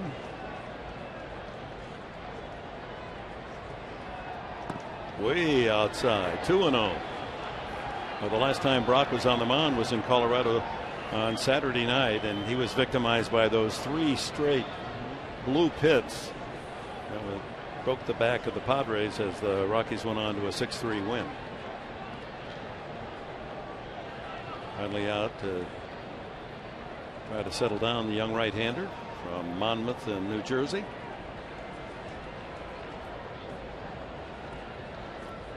Crawford 2 for 3 and a walk today. 3-0. Well, he's not been close to Crawford. It looked like he got squeezed with Punto up there.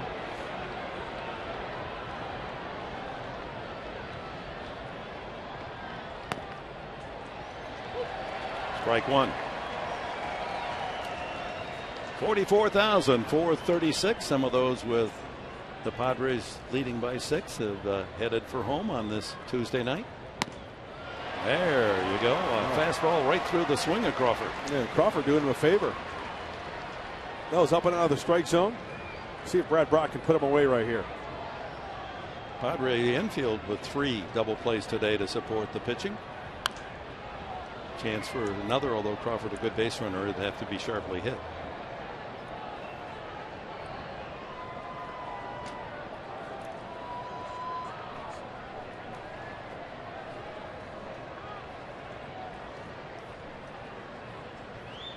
Struck him out. Went after the high limb again. 1 away. Carl Crawford helping out Brad Brock. The last 2 pitches out of the zone, swung out and missed. A huge out for Brad Brock. Mark Ellis a single in 4 at-bats.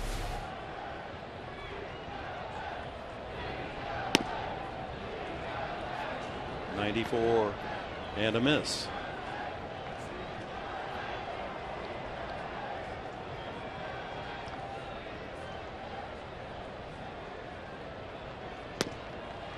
One ball, 1 strike. Nice movement on that fastball. Free and easy. Not trying to overthrow.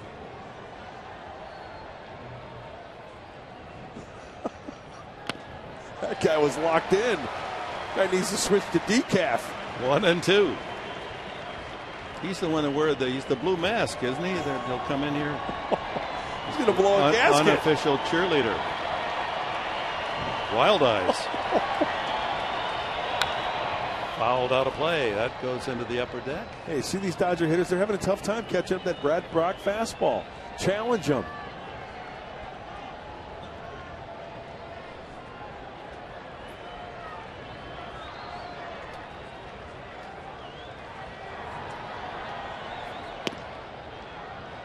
Enticing him to try, but didn't fall for the breaking ball away, so one has to guess this one's going to be a fastball.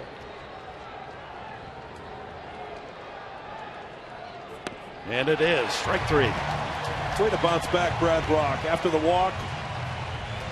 How sweet would it be for Brad Brock to punch out the side as he locates the fastball down and away?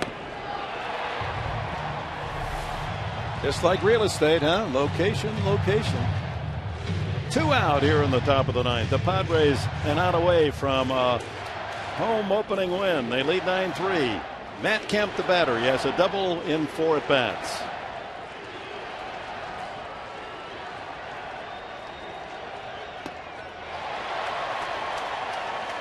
I can almost predict if Brad Brock ends this game with a strikeout. One of the things Bud Black and Darren Blasey would say, hey, look, you walked the first guy, but look what you finished up with. You were aggressive with your fastball. You've got a darn good fastball, especially with the 9-3 lead. Attack those hitters. Runner goes. Popped up in the air. This should do it.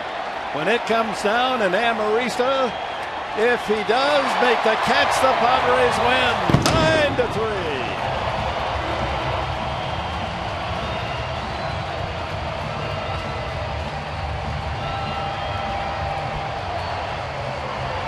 A tight battle, a couple of home runs, Venable and Hundley, and triple with the bases loaded with a big 5-run 8th inning, and the Padres with a 9-3 win. That's the way to open the home season. Mike, what's coming up on Padres Live? That's what we're